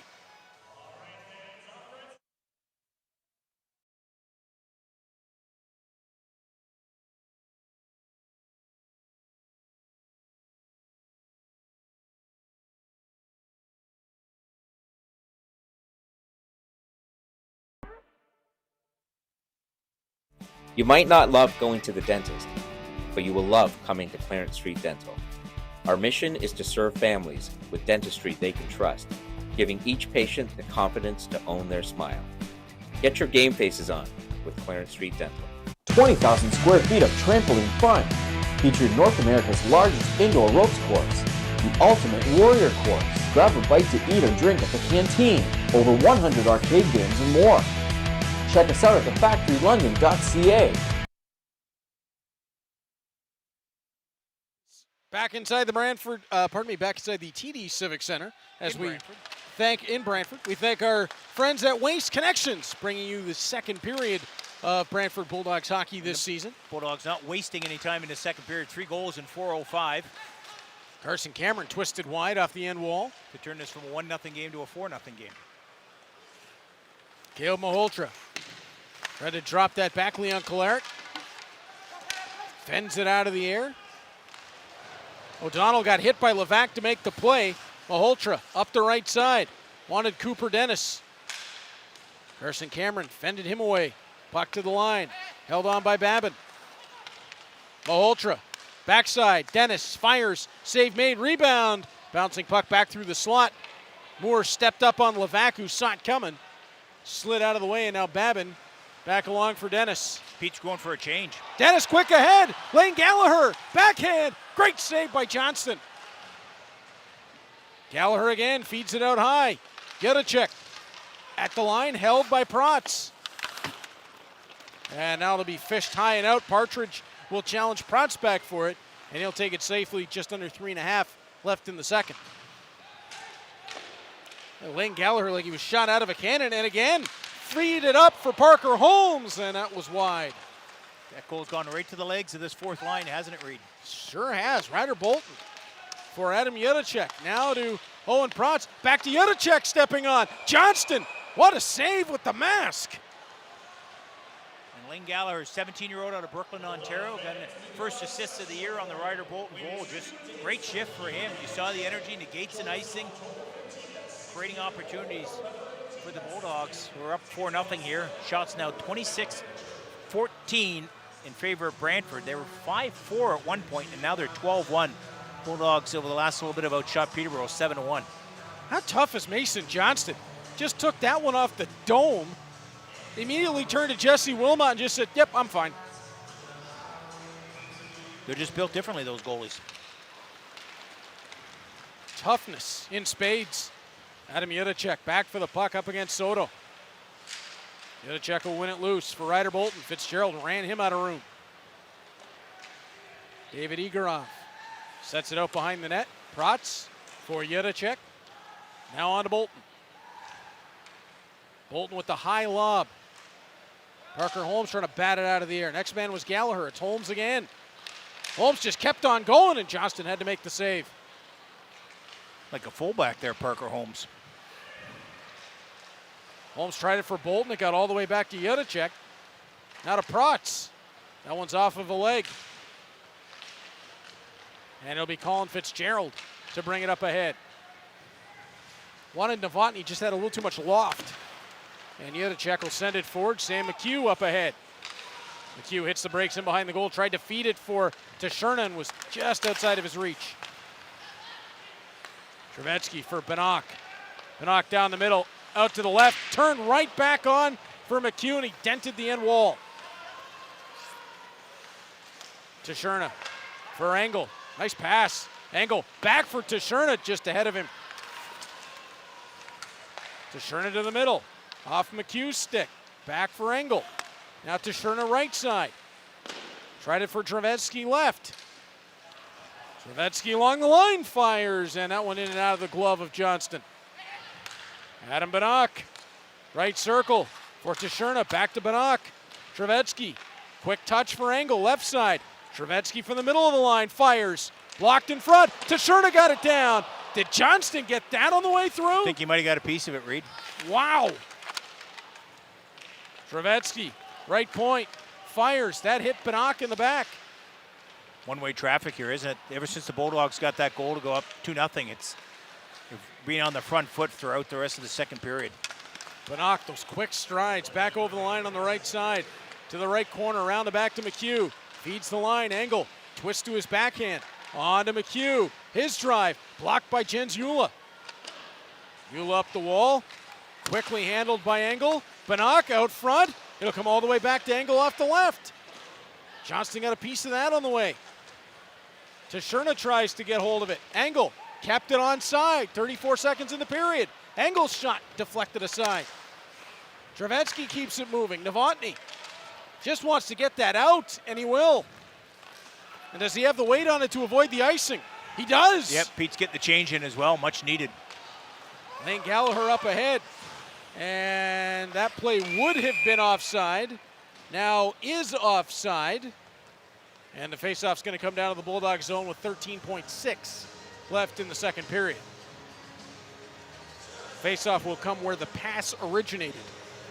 Just some really impressive work for the Bulldogs these last few minutes. Just him and the Petes in the zone, had him in the spin cycle. And Mason Johnson, to his credit, made some good stops in there. Pete's also making some blocks. Off the drop, Cameron tried to twist that front. He got pasted by Parker Holmes, and Lucas Moore will run that up and out. 3 seconds and 2 left in the period. James Petrovsky's going to let that die out on his stick, 71, not 7. And the Bulldogs will finish 40 minutes with a 4-0 lead. Norm, that second period outburst has really set this game into a different stratosphere than it was moments earlier. Yeah, Testa, Bolton, and Van Acker scoring 4 minutes and 5 seconds apart. 10:36, 12:28, and 14:41 to blow this one open in the second period. Petes have some work to do in this third period of play if they're going to get back into it. They certainly started that second period well with some good opportunities, but Bulldogs really taking control in the latter half of that second period. For the Petes, it'll have to be one goal at a time if they want to build their way back into this one. As we are through 40 minutes of play, let's, with our friends from Premier Professional Accountants, introduce you to another one of the new Brantford Bulldogs. That is Cooper Dennis. I think I've been all over the place, and like the OHL has never really been an option for me growing up because I've always wanted to go to college. Once it opened up to that, I think that I definitely wanted to play in the OHL. Closer to home and such a great organization, I couldn't really say no. So much skill, so many great players here. It's gonna be so much fun to play with everybody. I'm on my game after Matthew Barzell, Cole Caulfield, those two guys, kind of smaller players, lots of skill, shifty. Dennis fires, he scores! He pops the water bottle and makes it 7 for the Saints. Into the zone, across ice, Spicer backdoor, one-timer, they score! It's Cooper Dennis! I think that I can use my speed very well and skill and make plays. I've been 24 my whole life. I used it for a summer tournament one time, worked pretty well for me, so I just kind of ran with it and haven't changed it since. It's gonna be awesome with the place packed. Excited to just go out and play, hopefully score some goals, make everybody happy.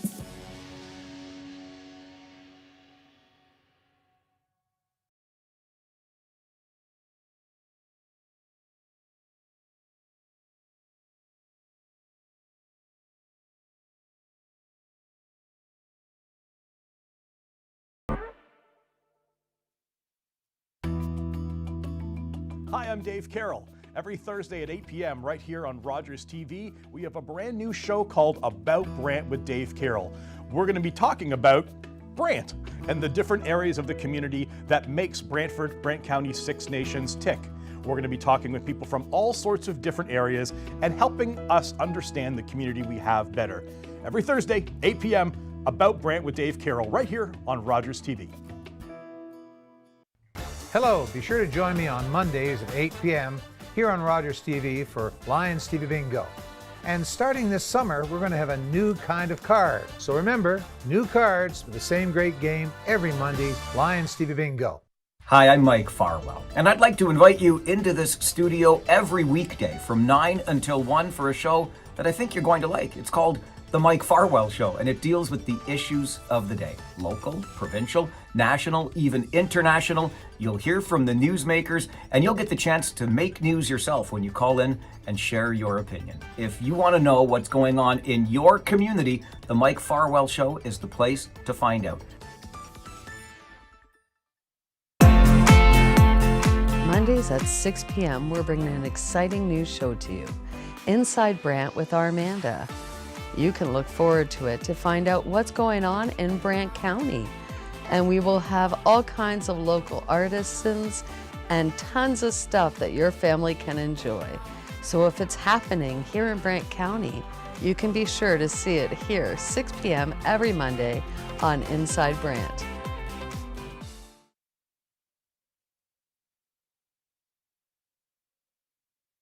The team coming up this year as the captain. You're going to have Merrick Van Acker back with you, and right from the start of the season, knock on wood anyway, that's a big boost. Didn't have Van Acker for the first half of last year. Then you look at the additions to this team, and whether it's young players in Dennis or Malhotra who will be looking up to you, and that's got to be a little kind of funny to be the guy that was the rookie, now the guy that's looked up to. But those guys, Sam McHugh, Ryder Bolton comes in with championship history. There's a list of players that are going to add to this team. What were your thoughts as you saw all those names start to come in? Yeah, just very happy with all the guys that they brought in. The one thing that I said before is I think we need to get a lot closer because there's a lot of new guys coming in. So just get tight, get the group tight, and we have the talent on this team for sure. We just need to get tight and hopefully win.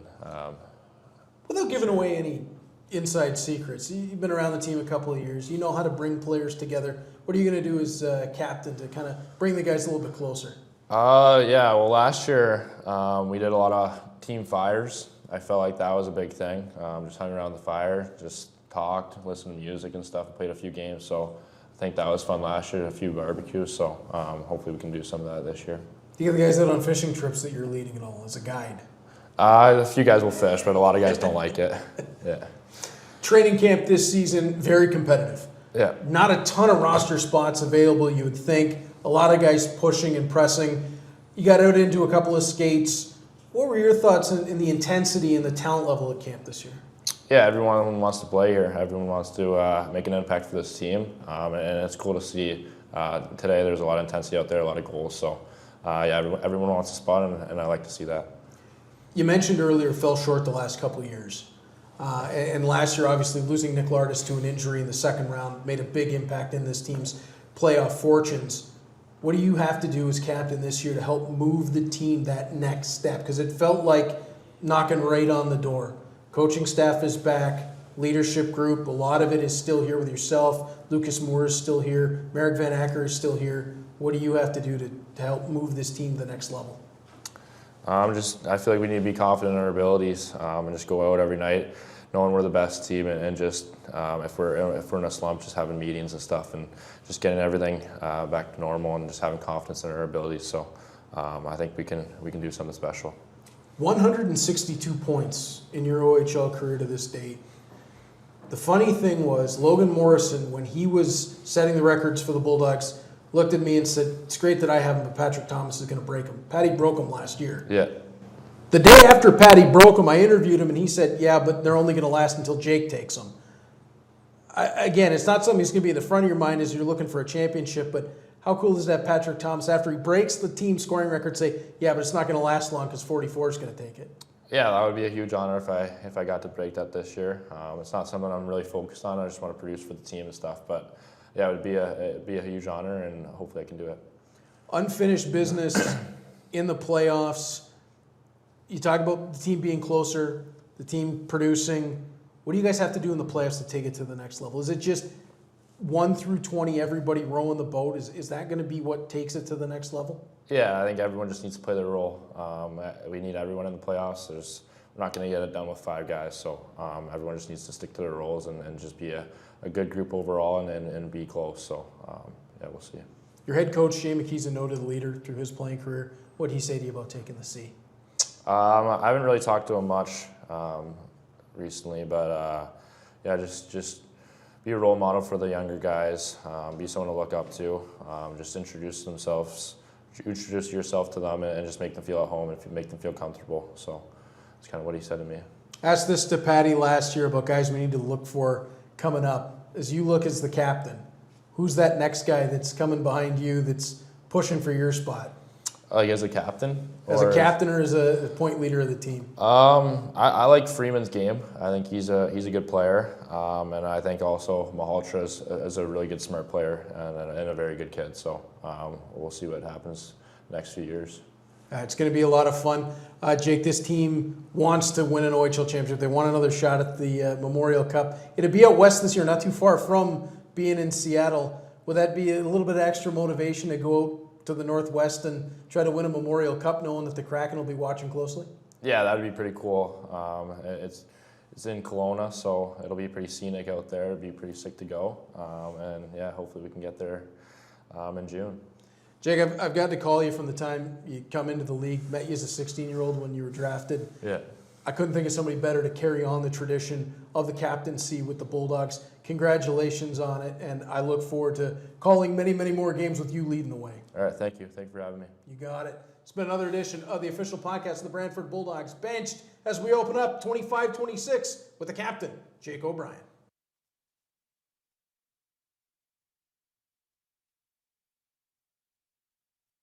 "20,000 square feet of trampoline fun," featured North America's largest indoor ropes course, the ultimate warrior course. Grab a bite to eat or drink at the canteen, over 100 arcade games and more. Check us out at thefactorylondon.ca.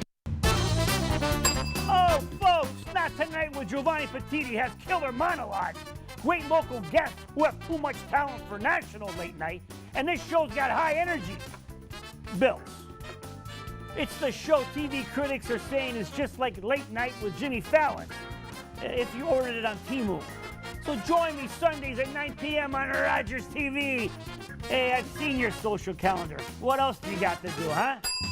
Nice. Scotiabank Wednesday Night Hockey is back. Bring it on. For decades, they've battled. It's an historic rivalry. This is the Battle of Alberta. Now, bitter rivals clash again in an all-Canadian doubleheader. First, Canadians, Leafs. Wild action.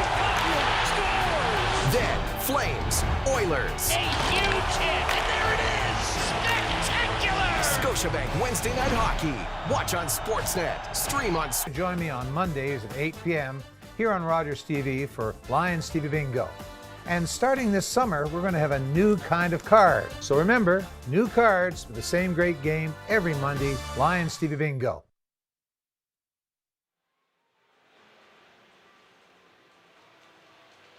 Welcome back to Big Steel Box, Brantford Bulldogs hockey here on Rogers TV. Through 40 minutes of play, we'll take a look around the Ontario Hockey League with our friends from Canaley Construction Law presenting the out-of-town scoreboard. And it's old friend Josh Avery who's going to open things up as the Brampton Steelheads have taken a 2-0 lead through 40 minutes over the Sioux Greyhounds, as Avery and Eggleton have the goals. In Kitchener, Romano has continued right along with Humphreys, Arquette, and Christian Humphreys a second time, giving the Rangers a 4-2 lead over the Owen Sound attack. Just over 3 minutes left in the second period in that game. The London Knights have come from a 2-0 deficit. Goals from Sam O'Reilly, Cohen Bidgood, and Linus Funk. They took a 3-2 lead. Nathan Aspinall second for the Flint Firebirds has tied that one up 3-3 through 40 minutes of play. The Kingston Frontenacs continue to lead on in their game with the Oshawa Generals. McGowan, Frost, Kuhlman, and Posable have the goals for the Frontenacs in that one. The Niagara Ice Dogs open things up in the second period. Ryan Robrick, Ivan Galyanov, Kevin He, and Riley Patterson have the quartet for the Ice Dogs for a 4-1 lead over the Sting through 40. Moses and Callie the goals for the North Bay Battalion, a 2-1 lead over the Sudbury Wolves through 2 in that game.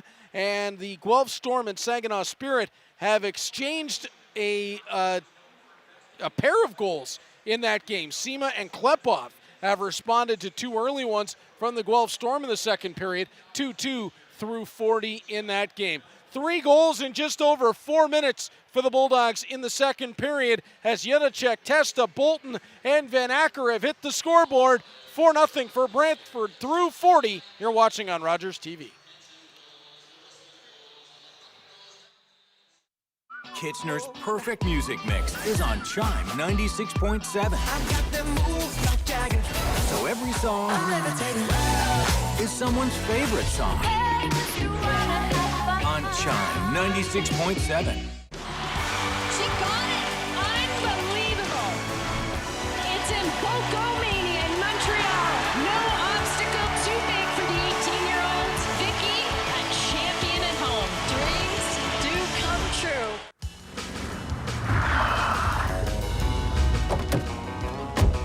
Hey, Gabe, we're supposed to be at City Hall. We're gonna build it right here. Oh, yeah, sure. And give wetsuits to all the visitors? No, on the water. Hey, come on. We're talking about building something the size of 64 city blocks. And there's no land left in Montreal. So, get serious. Listen, we'll build islands. How? Dig up Montreal?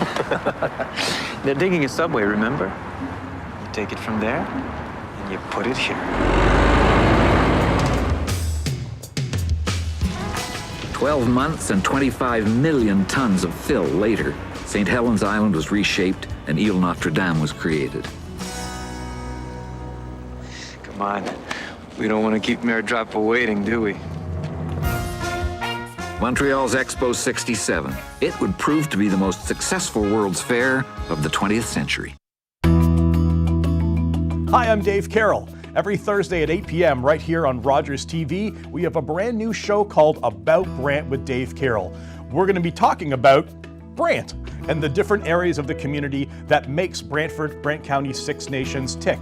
We're going to be talking with people from all sorts of different areas and helping us understand the community we have better.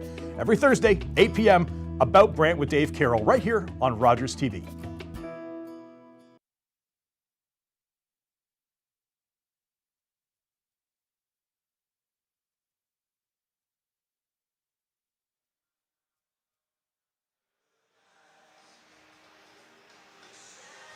Welcome back inside TD Civic Center through 40 minutes of play. The Bulldogs hold a 4-0 lead over the Peterborough Petes. Long way to go, short time to get there. So Norm, we'll take a look back into the second period and see the 3 goals that have extended this Bulldogs lead. Yeah, 3 quick goals for the Bulldogs help blow this one open in the second period.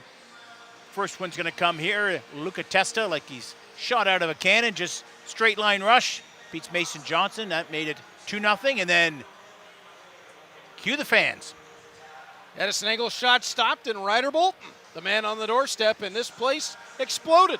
Yep, 3-0 at that point for the Bulldogs. And then nice little opportunity here. Jake O'Brien keeps his play alive and eventually gets kicked back out to Merrick Van Acker, who puts it into the yawning cage. And that made it 4-0 Bulldogs. Yeah, the Chicago first rounders not going to miss that one, as we'll take a look at our West Brant Window World Scoring Summary from period number 2, and all Bulldogs on the score sheet in that second frame. And as Norm said, they all came extremely quickly together for that trio for the Dogs. It was Luca Testa first, it was Ryder Bolton second, it was Merrick Van Acker third, Testa from Van Acker, then Bolton from Engel and Gallagher, Van Acker from O'Brien and Trevetsky, and all those markers, Norm, coming just a little bit over 4 minutes apart. 3-point night for Merrick Van Acker. As the Bulldogs will take the lead to the third period. We'll be back with it on Rogers TV after this.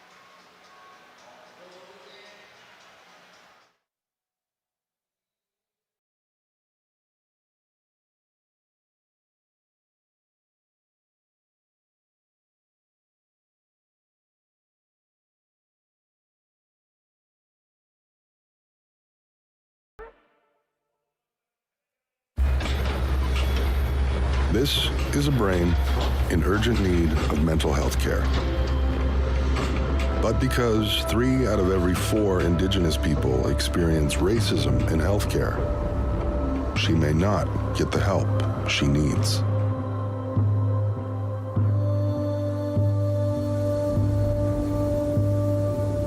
Become an ally. Rise above racism in healthcare. Hi, Pastor Mark here. Join us each and every week on Sundays. There is a place for you here. A place to explore, a place to dream, a place to journey, and a place to belong. All are welcome, no exceptions. That is St. Peter's Church. Every Sunday at 11 a.m. God bless. We'll see you soon. David Prang from the Chamber of Commerce Brantford Brant speaks with community members about events and organizations that impact the city of Brantford and the county of Brant. Chamber TV, Thursdays at 6:30 p.m., right here on Rogers TV.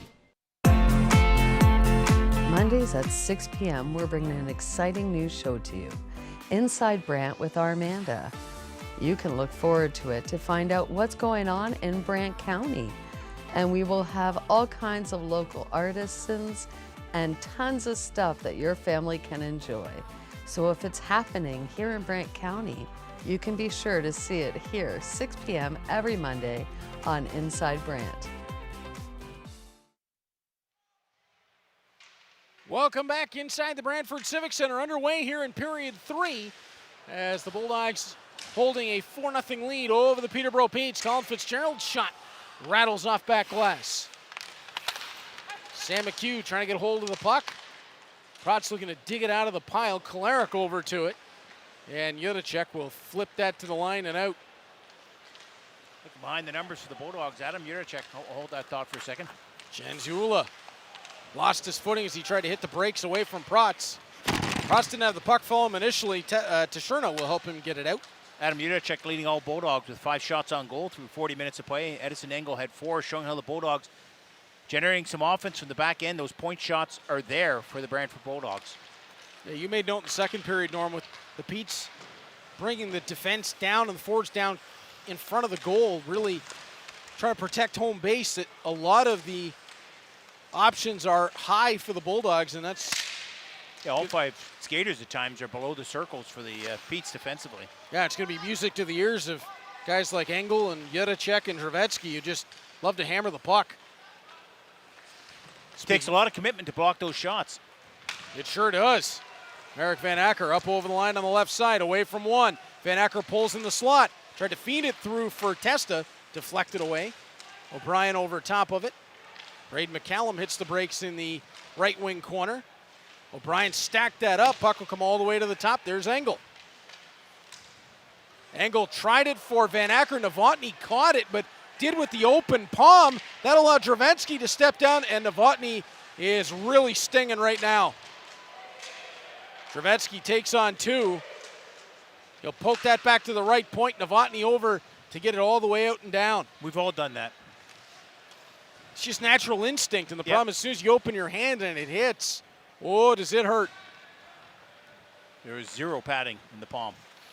Yeah, absolutely none. There's more padding in a golf glove, I think. As Malhotra. Certainly in a batting glove right on your thumb. As Patrick Babin. Taken to the wall. Caleb Malhotra, 17-year-old rookie in the OHL, 7 of 13 in faceoffs through 40 minutes of play.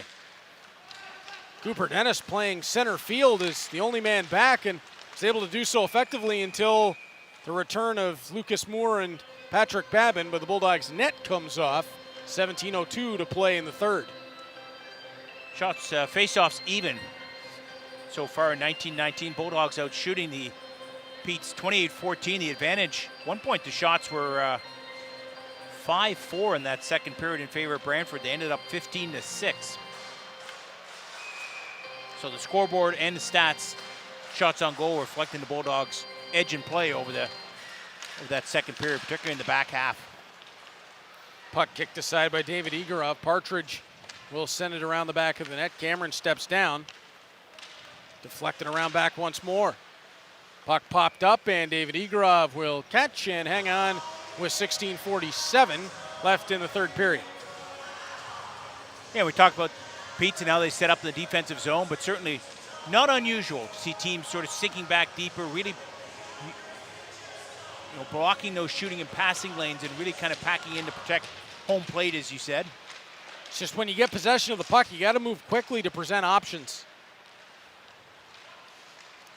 Caleb Malhotra, it's the strategy that the Florida Panthers is, we were talking about between periods, Norm, they've done very effectively. It's based on being able to disperse from that middle of the ice quick. And as Partridge tried for Faulkner, that's going to run down the rink, but up ahead of it was Caden Taylor. Centered it, came off of a skate. Faulkner's try from a sharp angle won't go. Puck back to the top, Strohack left point. That was deflected on the way through. I think Partridge might have got a piece. Then Zula waved a shot forward. Taylor bats it down right point. Save made by Igorov. Don't think O'Donnell realized he probably had an opportunity to take another step or two with that puck and then have a better opportunity to clear. Bulldogs feeling some pressure here.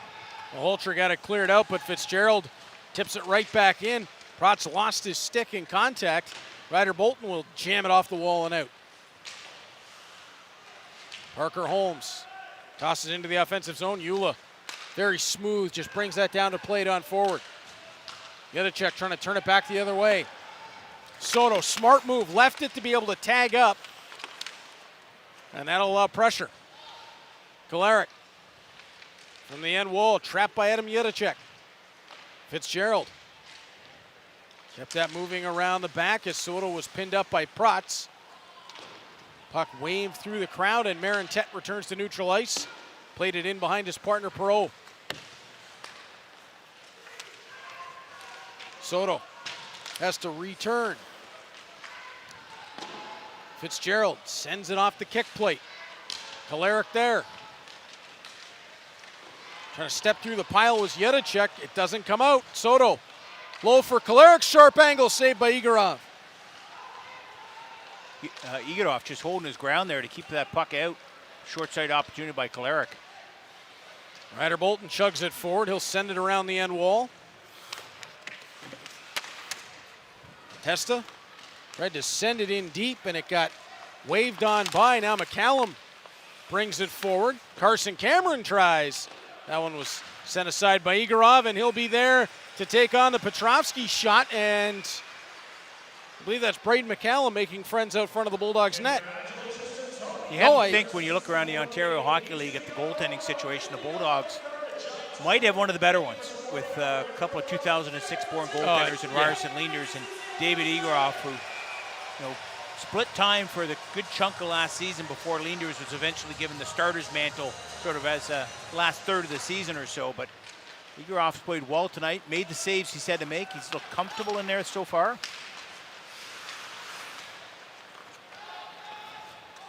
Yeah, goaltending coach for the Bulldogs, Frankie Palazis, has got to be very excited about his tandem and his trio with Max Korvik in the fold as well.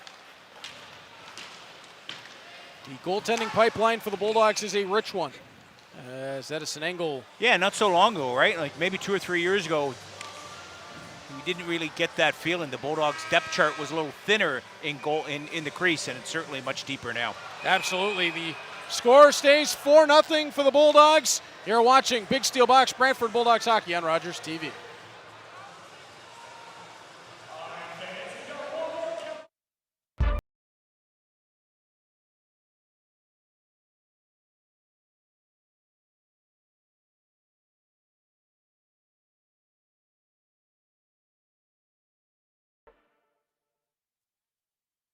You might not love going to the dentist, but you will love coming to Clarence Street Dental.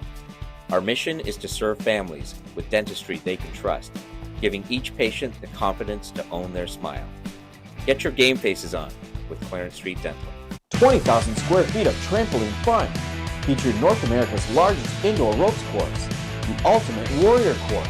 Grab a bite to eat or drink at the canteen, over 100 arcade games and more. Check us out at thefactorylondon.ca. Welcome back to Big Steel Box Brantford Bulldogs hockey here on Rogers TV. Sam McHugh taking off to the box. Roughing. At the break for roughing. First penalty of the night for the Bulldogs.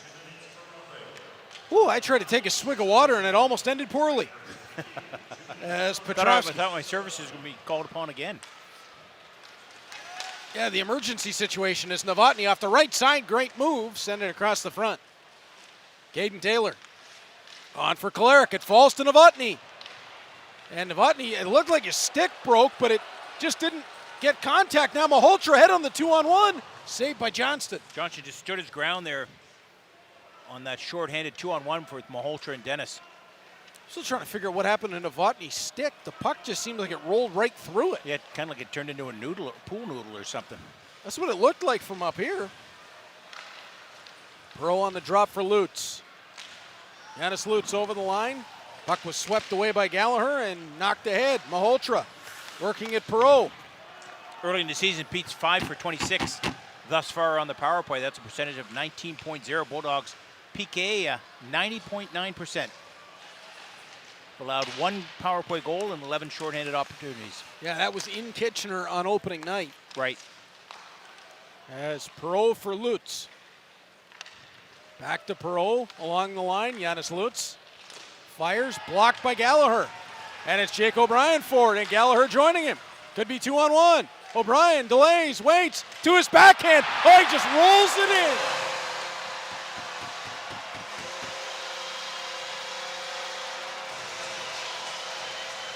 It's incredible how Jake O'Brien just creates so much time and space for himself to operate, and he was just able to trickle that one into the back of the net shorthanded.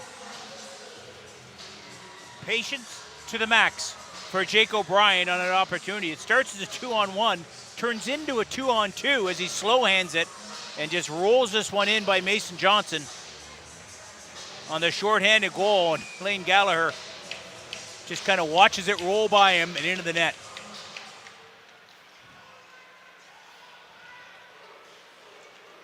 I have no idea how you can have that kind of patience with the puck. Yeah, and the shot opportunity was there. He was at the hash marks, and most players would just take the shot in that opportunity, right? I think he was really trying to open up the opportunity for Lane Gallagher, and it ended up opening up for Jake O'Brien himself. First goal of the season for the captain. And with his 2 assists tonight. His 3rd point of the game, yeah. A power play, a shorthanded, and an even strength point. Yeah, now even in full 5-on-5. Is that a Jake O'Brien hat trick? I think it Not is, quite. yeah. He'd actually have to score goals for it to be a hat trick. Well, I understand your point, though. As O'Brien up ahead, twisted off the puck by Strohack. This is a look that we saw against Sudbury as well. Banach up onto that line with O'Brien and Van Acker, and Braden McCallum is having an equipment malfunction. As Adam Yudacek to the end wall over top of the puck. His sock is actively falling off, if not for the tape. Yep. Van Acker across the rink for O'Brien. How'd he find him? Out for Banach. That just got tipped back through his legs. Babin, his drive. Blockered away by Johnston. He'll hang on, and Banach didn't like some of the treatment he was getting, and Banach kept going. Adam Banach not afraid to wander into the forest, is he? Not in the slightest.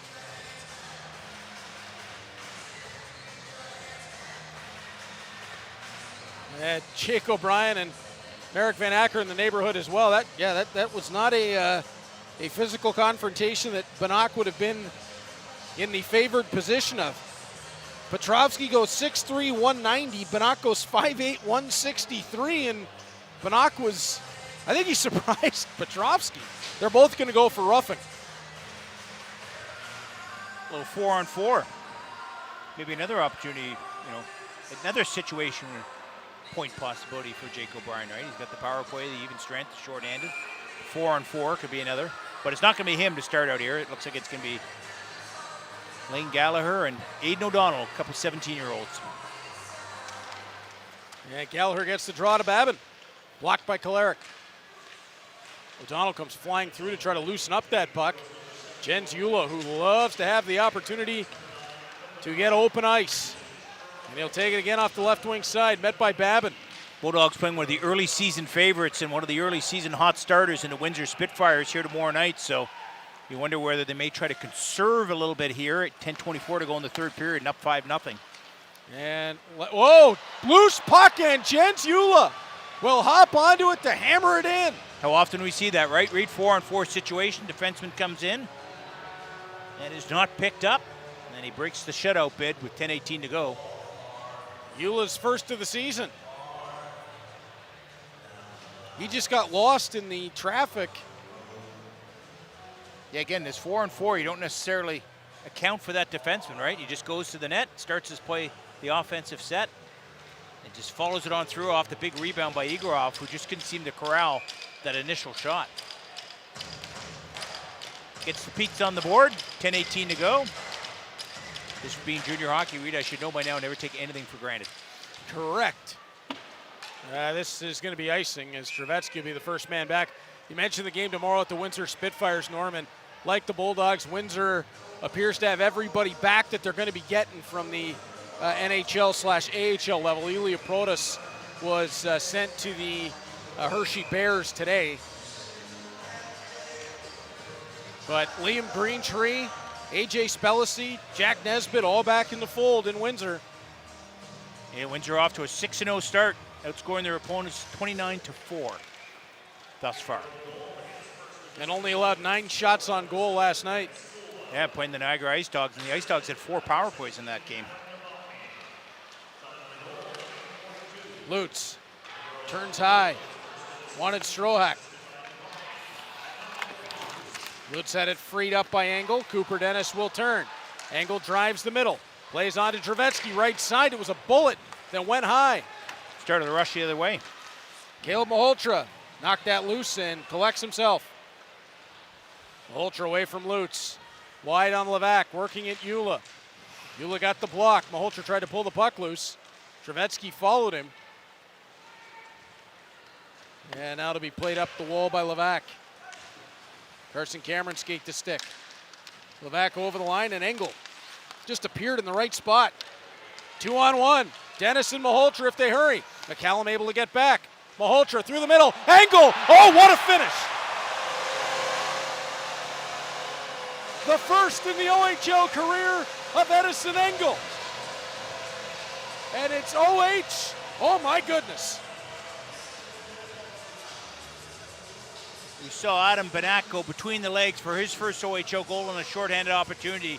And we see Edison Engel with a nifty little backhand from in tight. We'll get a look here in our replay in a moment. But what a finish by Engel on the 4-on-4 opportunity.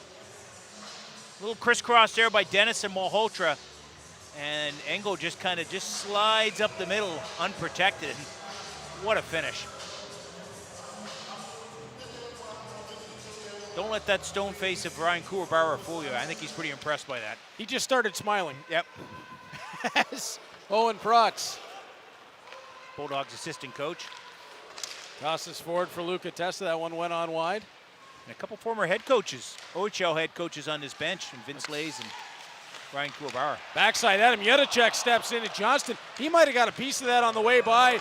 And we're going to get delay a game here. Yeah, Tanasi Marintet just skated right to the Pete's goal and knocked it off.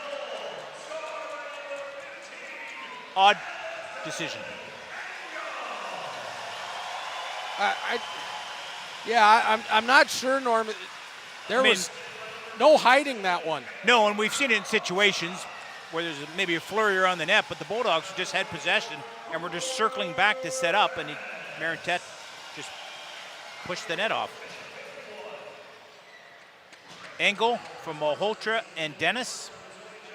Malhotra and Dennis get on the board tonight for the first time. And it was after the 4-on-4 had expired. And we're going to see O'Donnell, Dennis, McHugh, Dravetsky, and Engel to start the power play. 9 different Bulldogs on the score sheet. Or sorry, I think it's 10 different Bulldogs on the score sheet tonight. 10. As McHugh will lean in with Levac.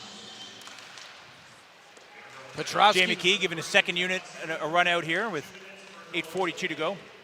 Delay a game, the call on Marintet. Yeah, there was no hiding that one.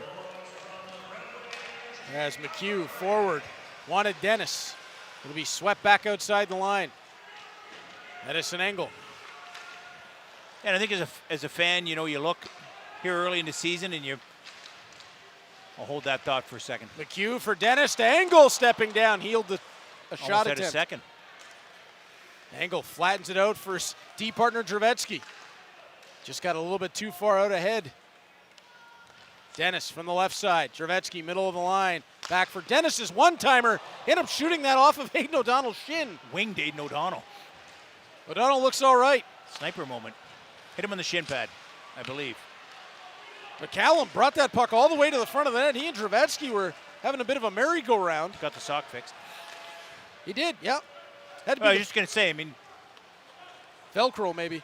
You look at the depth chart if you're a fan and think, oh, okay, these are the guys we're going to see on the power play. But Jay McKee and his coaching staff also trying to, try some combinations, right? See who maybe can click, surprise you a little bit in the role. Here they're running out probably the third power play unit. Gallagher, Tashurna, and Bolton with Babin and Yudacek. And Yudacek's drive. Bit of a knuckler. Tashurna low to Gallagher. Back on to Dylan Tashurna. For Patrick Babin, middle of the line. Backside is Yudacek. He'll flatten it. Yudacek, top of the left circle. Tashurna, top of the slot, floats it through the pile. I think he was looking for Bolton goalmouth. Yudacek to the line. Babin holds it on. Tashurna, back over to Yudacek across the front. Just missed the Gallagher, stick. yeah. Tashurna again. Wanted Yudacek. Marintet on his feet. Yeah, Marintet out of the box, even in full 5-on-5 as Tashurna waits for Babin. Backside wanted Yudacek, and Marintet was circling back to take it. Timely interception by Marintet. Oh, Yudacek stepped into him in neutral ice, and that was two bodies exploding on one another. Marintet had his mind on one thing, and that was heading towards the Bulldog zone and just dropped the head just for a little bit. And Yudacek, well-timed open ice hit. You don't see many of those. Well, and that shows more the confidence of Adam Yudacek this season. This is not something he necessarily would have done a year ago. Yeah, you see Ryder Bolton tries to shut the door there, and Yudacek just steps up. Big hit on Marintet. That's a lot of dude. That's 400 pounds of dude between them. Thereabouts. Jake O'Brien trying to free up the puck. It'll be rolled up and out where Protz will get it.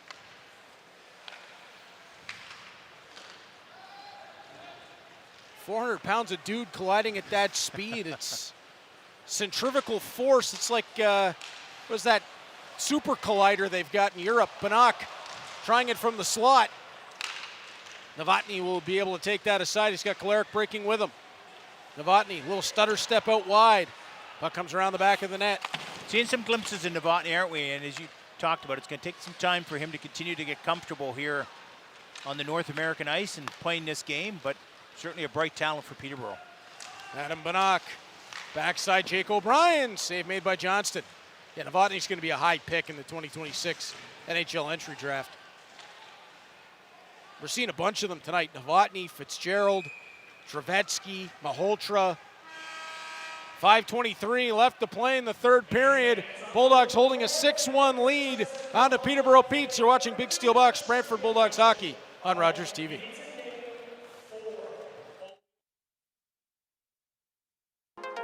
Since 1984, Kuriyama Canada Inc. has been woven into Brantford's story.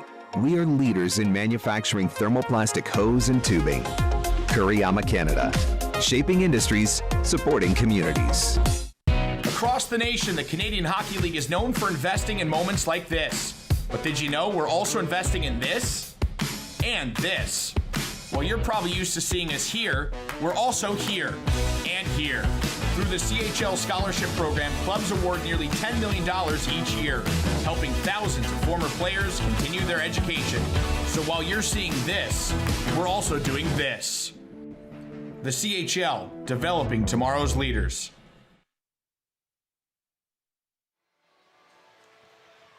Welcome back to Big Steel Box, Brantford Bulldogs hockey here on Rogers TV. Got a text message watching along at home is the now athletic therapist of the Toronto Maple Leafs, JP Lasiak. JP, we miss you, but congratulations, pal. Yeah, thanks for watching. You've gone big time and you're still tuning in. He sent me, as soon as he sent me the message, the Velvet Fog, I knew immediately what he was referring to. Strohack to the end boards. Keep that inside. Levac picks up the puck. One of the first people that welcomed me in when I started riding the roads with the team, and just a great person. Levac looking to send to the puck. Oh, slung out of the air by Trevetsky. I think he's going to get a high stick. Yeah, Yanis Lutz, I think the visor came down and caught him. Pete's taking exception. Definitely, as a player, you got to be responsible for your stick. I think, as you say, Trevetsky was trying to make a play on the puck, but you just can't in that situation. You're going to get called if you make contact, which he did. So wait to see if this is going to be 2 or 4.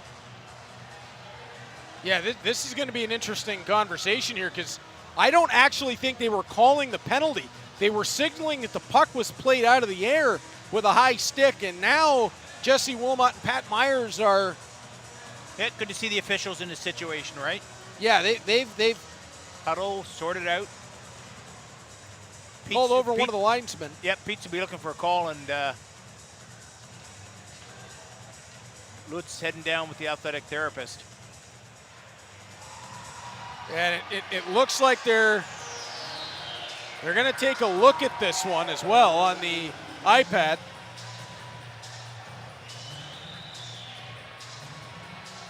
.447 to go in this game, 6-1 in favor of the Bulldogs. Third period goals traded here. Jake O'Brien, 7:41, a shorthanded goal, put the Bulldogs up at that point 5-0. Jens Ula made it 5-1 and an assist from Novotny at 9:43.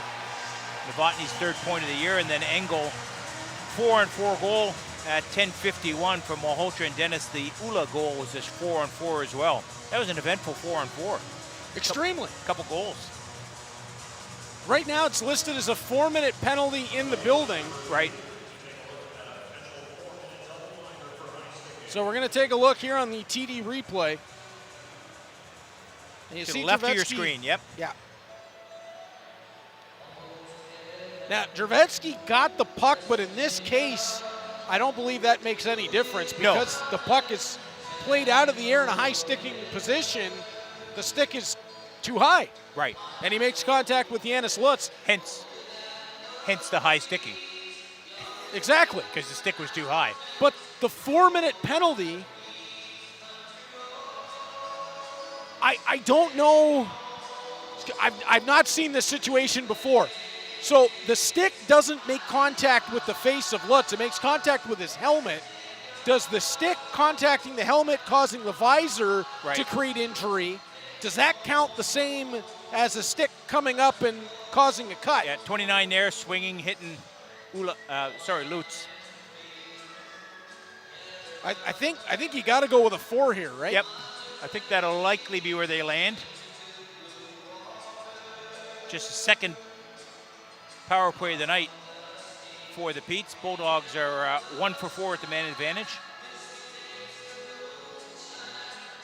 Okay, yep, I think we've deciphered this one correctly. It is a 4-minute penalty to Vladimir Drevetsky. Well done. High five on that one, buddy. I was just trying to work that out in live time. I don't think I've actually seen that happen before. First for everything. Certainly hope Lutz is okay. Yeah, absolutely. It looked like he was going to be all right as he made his way down the tunnel. I'm not sure. Immediately had the hand up to the face. I'm not sure where a cut was, but it would appear that he was dealing with one somewhere. And I'm assuming it's from the visor coming down and catching him. As the puck is cleared out immediately by Lucas Moore. Bulldogs did score a shorthanded goal on the Pete's last power play opportunity. Kolarek over the line, made his way through 2. Hedis Stengel was able to stand that up. Yeah, my confusion was just a high sticking penalty where the stick makes contact with the helmet, causing the visor to come down. I don't think I've seen that before and was not sure how that would be ruled as the puck played out wide. Gallagher tried it ahead for Tashurna. Just missed him. I guess, Norm, in that situation, if it's a high stick that, however that sequence then creates an injury, it goes back to the high stick, I would assume. Yeah, and I've said it a moment ago, I always go back to, there we go. Oh, Caden Taylor waffled one to the front, and it's Leon Kolarek out front to tap it in. Make it 6-2 on the power play, and the Petes will still have a full 2 minutes with Drevetsky not past the halfway point of the double minor. Kolarek leading goal scorer on the Petes so far this year. That's his 4th in 6 games. 6th point of the season as well in 6 games. And you saw right there, he knows where to go. Caden Taylor will have the primary assist. We take another look. Yeah, that'll be his 2nd of the year, 3rd point. Yeah, just puts this on goal, and Kolarek on the right spot. 2 Petes there, actually, and Kolarek's the one who gets some compensated on it to steer it in behind David Egroff. 6-2, 3:43 to go, and 2 minutes left in the Drevetsky double minor. From that angle on the replay, it looked like a really smart move by Caden Taylor. It looked like he was going for the back scratcher and then saw the open man or open men in front and changed mid-sequence, turning it into a slap pass. From Shanty Bay, Ontario, Taylor with a nice play. Malhotra and McCallum on the drop. And it'll be Carson Cameron around behind his own goal. Smooth skater. Oh, he's fun to watch. Said it for a while. I very much enjoy watching Carson Cameron play hockey. Bulldogs do enough to disrupt that zone entry to force the offside. And Janis Lutz is back on the ice. So whatever the repair was, it was a quick one, and that's great to see.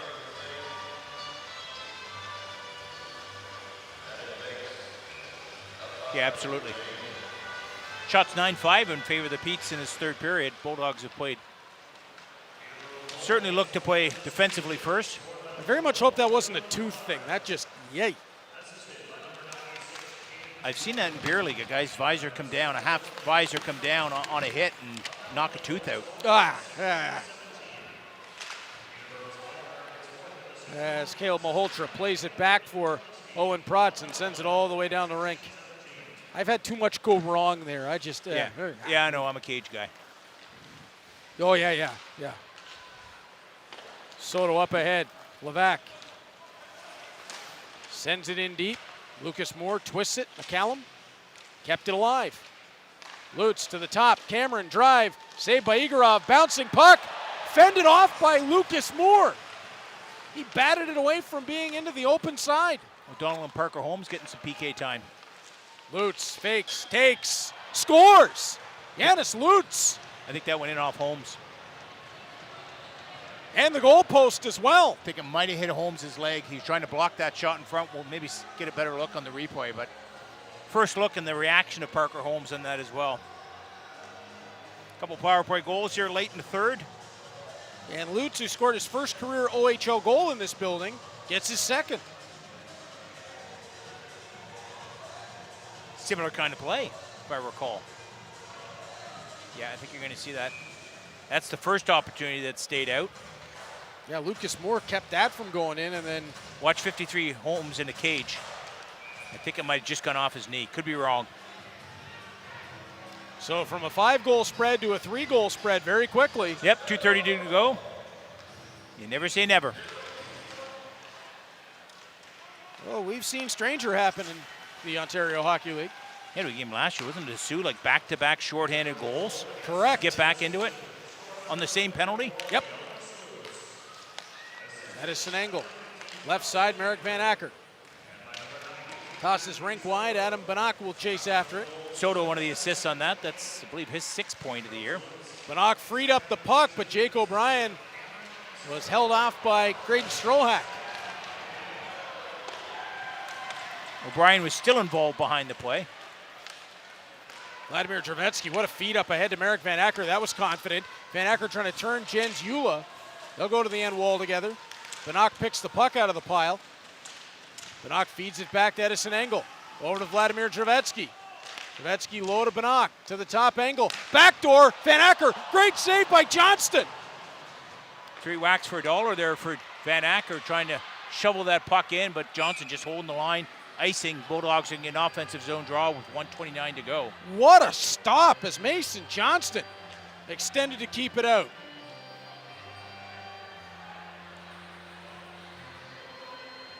Well, we know that Johnston certainly hasn't stopped fighting in this game.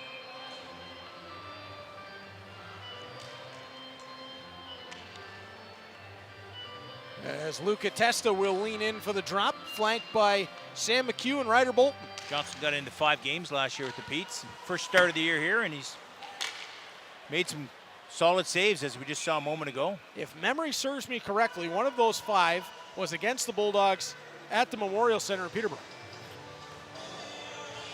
As Faceoff will come all the way down the rink.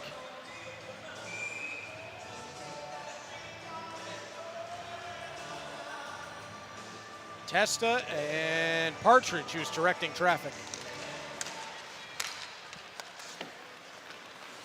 Bratz tried to fish that down the wall. December 6, 2024. I thought so. One of the 5 starts for Mason Johnson last year. Thank you, interweb. Owen Bratz, left point. Get a check, middle of the line, fires it through, and Johnston will make the save. Sam McHugh was in the neighborhood. And Francis Parrish is having a conversation with Sam McHugh. They were involved earlier. Parrish goaded McHugh into a roughing penalty. So how do you rate this Pete's power play tonight? They go 2 for 3, but they allow a shorthanded goal. That's a decent night. Yeah. You know, you throw little needs improvements. Right. 2 for 3 is a pretty good night. Well, yeah, 2 for 3. You'll take that anytime. The shorty maybe mitigates that a little bit.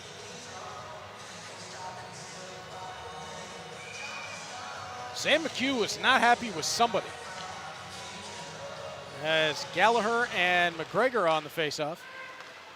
Yeah, he and Holmes and Bolton going to finish this one out. Marintet and Bolton hanging out beside each other. Bolton tried to play that through neutral ice. Novotny's going to take it away. And Novotny ran into the twin effort of Bolton and Yudacek. 38 seconds left in the game. Protz on to Holmes. Taken away by Kolarek, who dropped it back in. McGregor got himself onside. Fouled off the shot.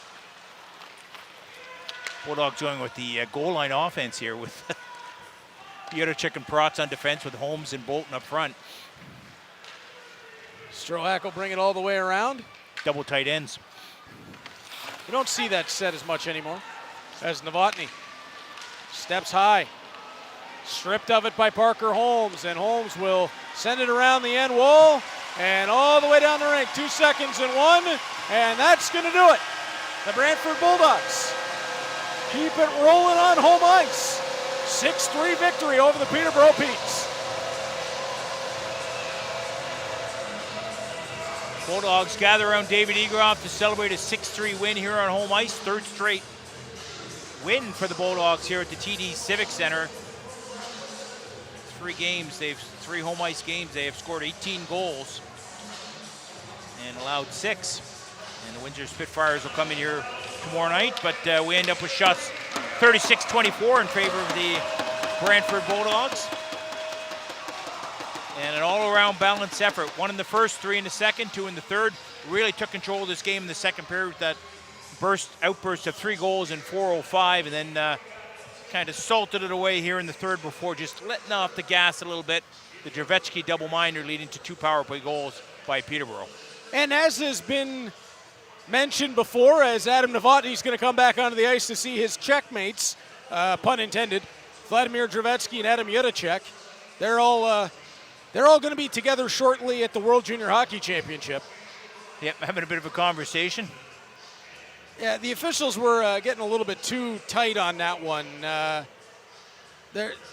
think they need to understand that these guys have come from halfway around the world, and they're all really good buddies. There's nothing nefarious happening. As Vladimir Jurvetski will be one of the last men off the ice for the Bulldogs. Ryder Bolton and Lucas Moore embracing.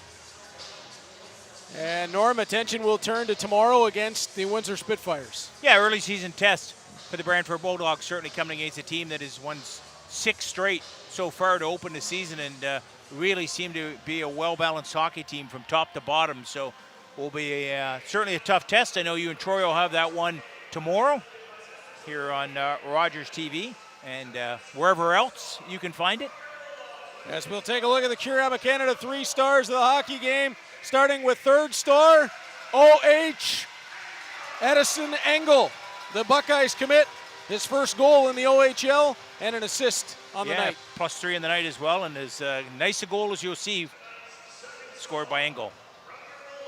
2nd star, the captain, Jake O'Brien, steps through. Jake O'Brien, a goal, 2 assists, and the P-roller for the shorthanded goal.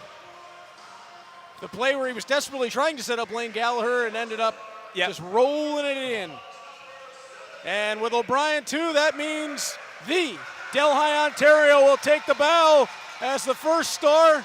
And Van Acker certainly made his presence felt tonight, Norm. Yeah, goal and 2 assists. I mean, last Saturday it was the line of Malhotra and Dennis. Caleb Malhotra with 5 points.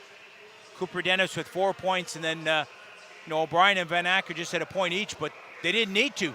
The load is being carried by Malhotra and Dennis, but tonight they lead the way with 3 points each in a comprehensive 6-3 win for the Brantford Bulldogs. Bulldogs offense keeps rolling. You take a look at the Currama Canada 3 stars. Engel 3, O'Brien 2, Van Acker 1, and those are 3 players the Bulldogs are looking for big things from this season. We'll look at the road ahead for the Bulldogs as well, and it's one more left on this weekend, and it is a blinking light.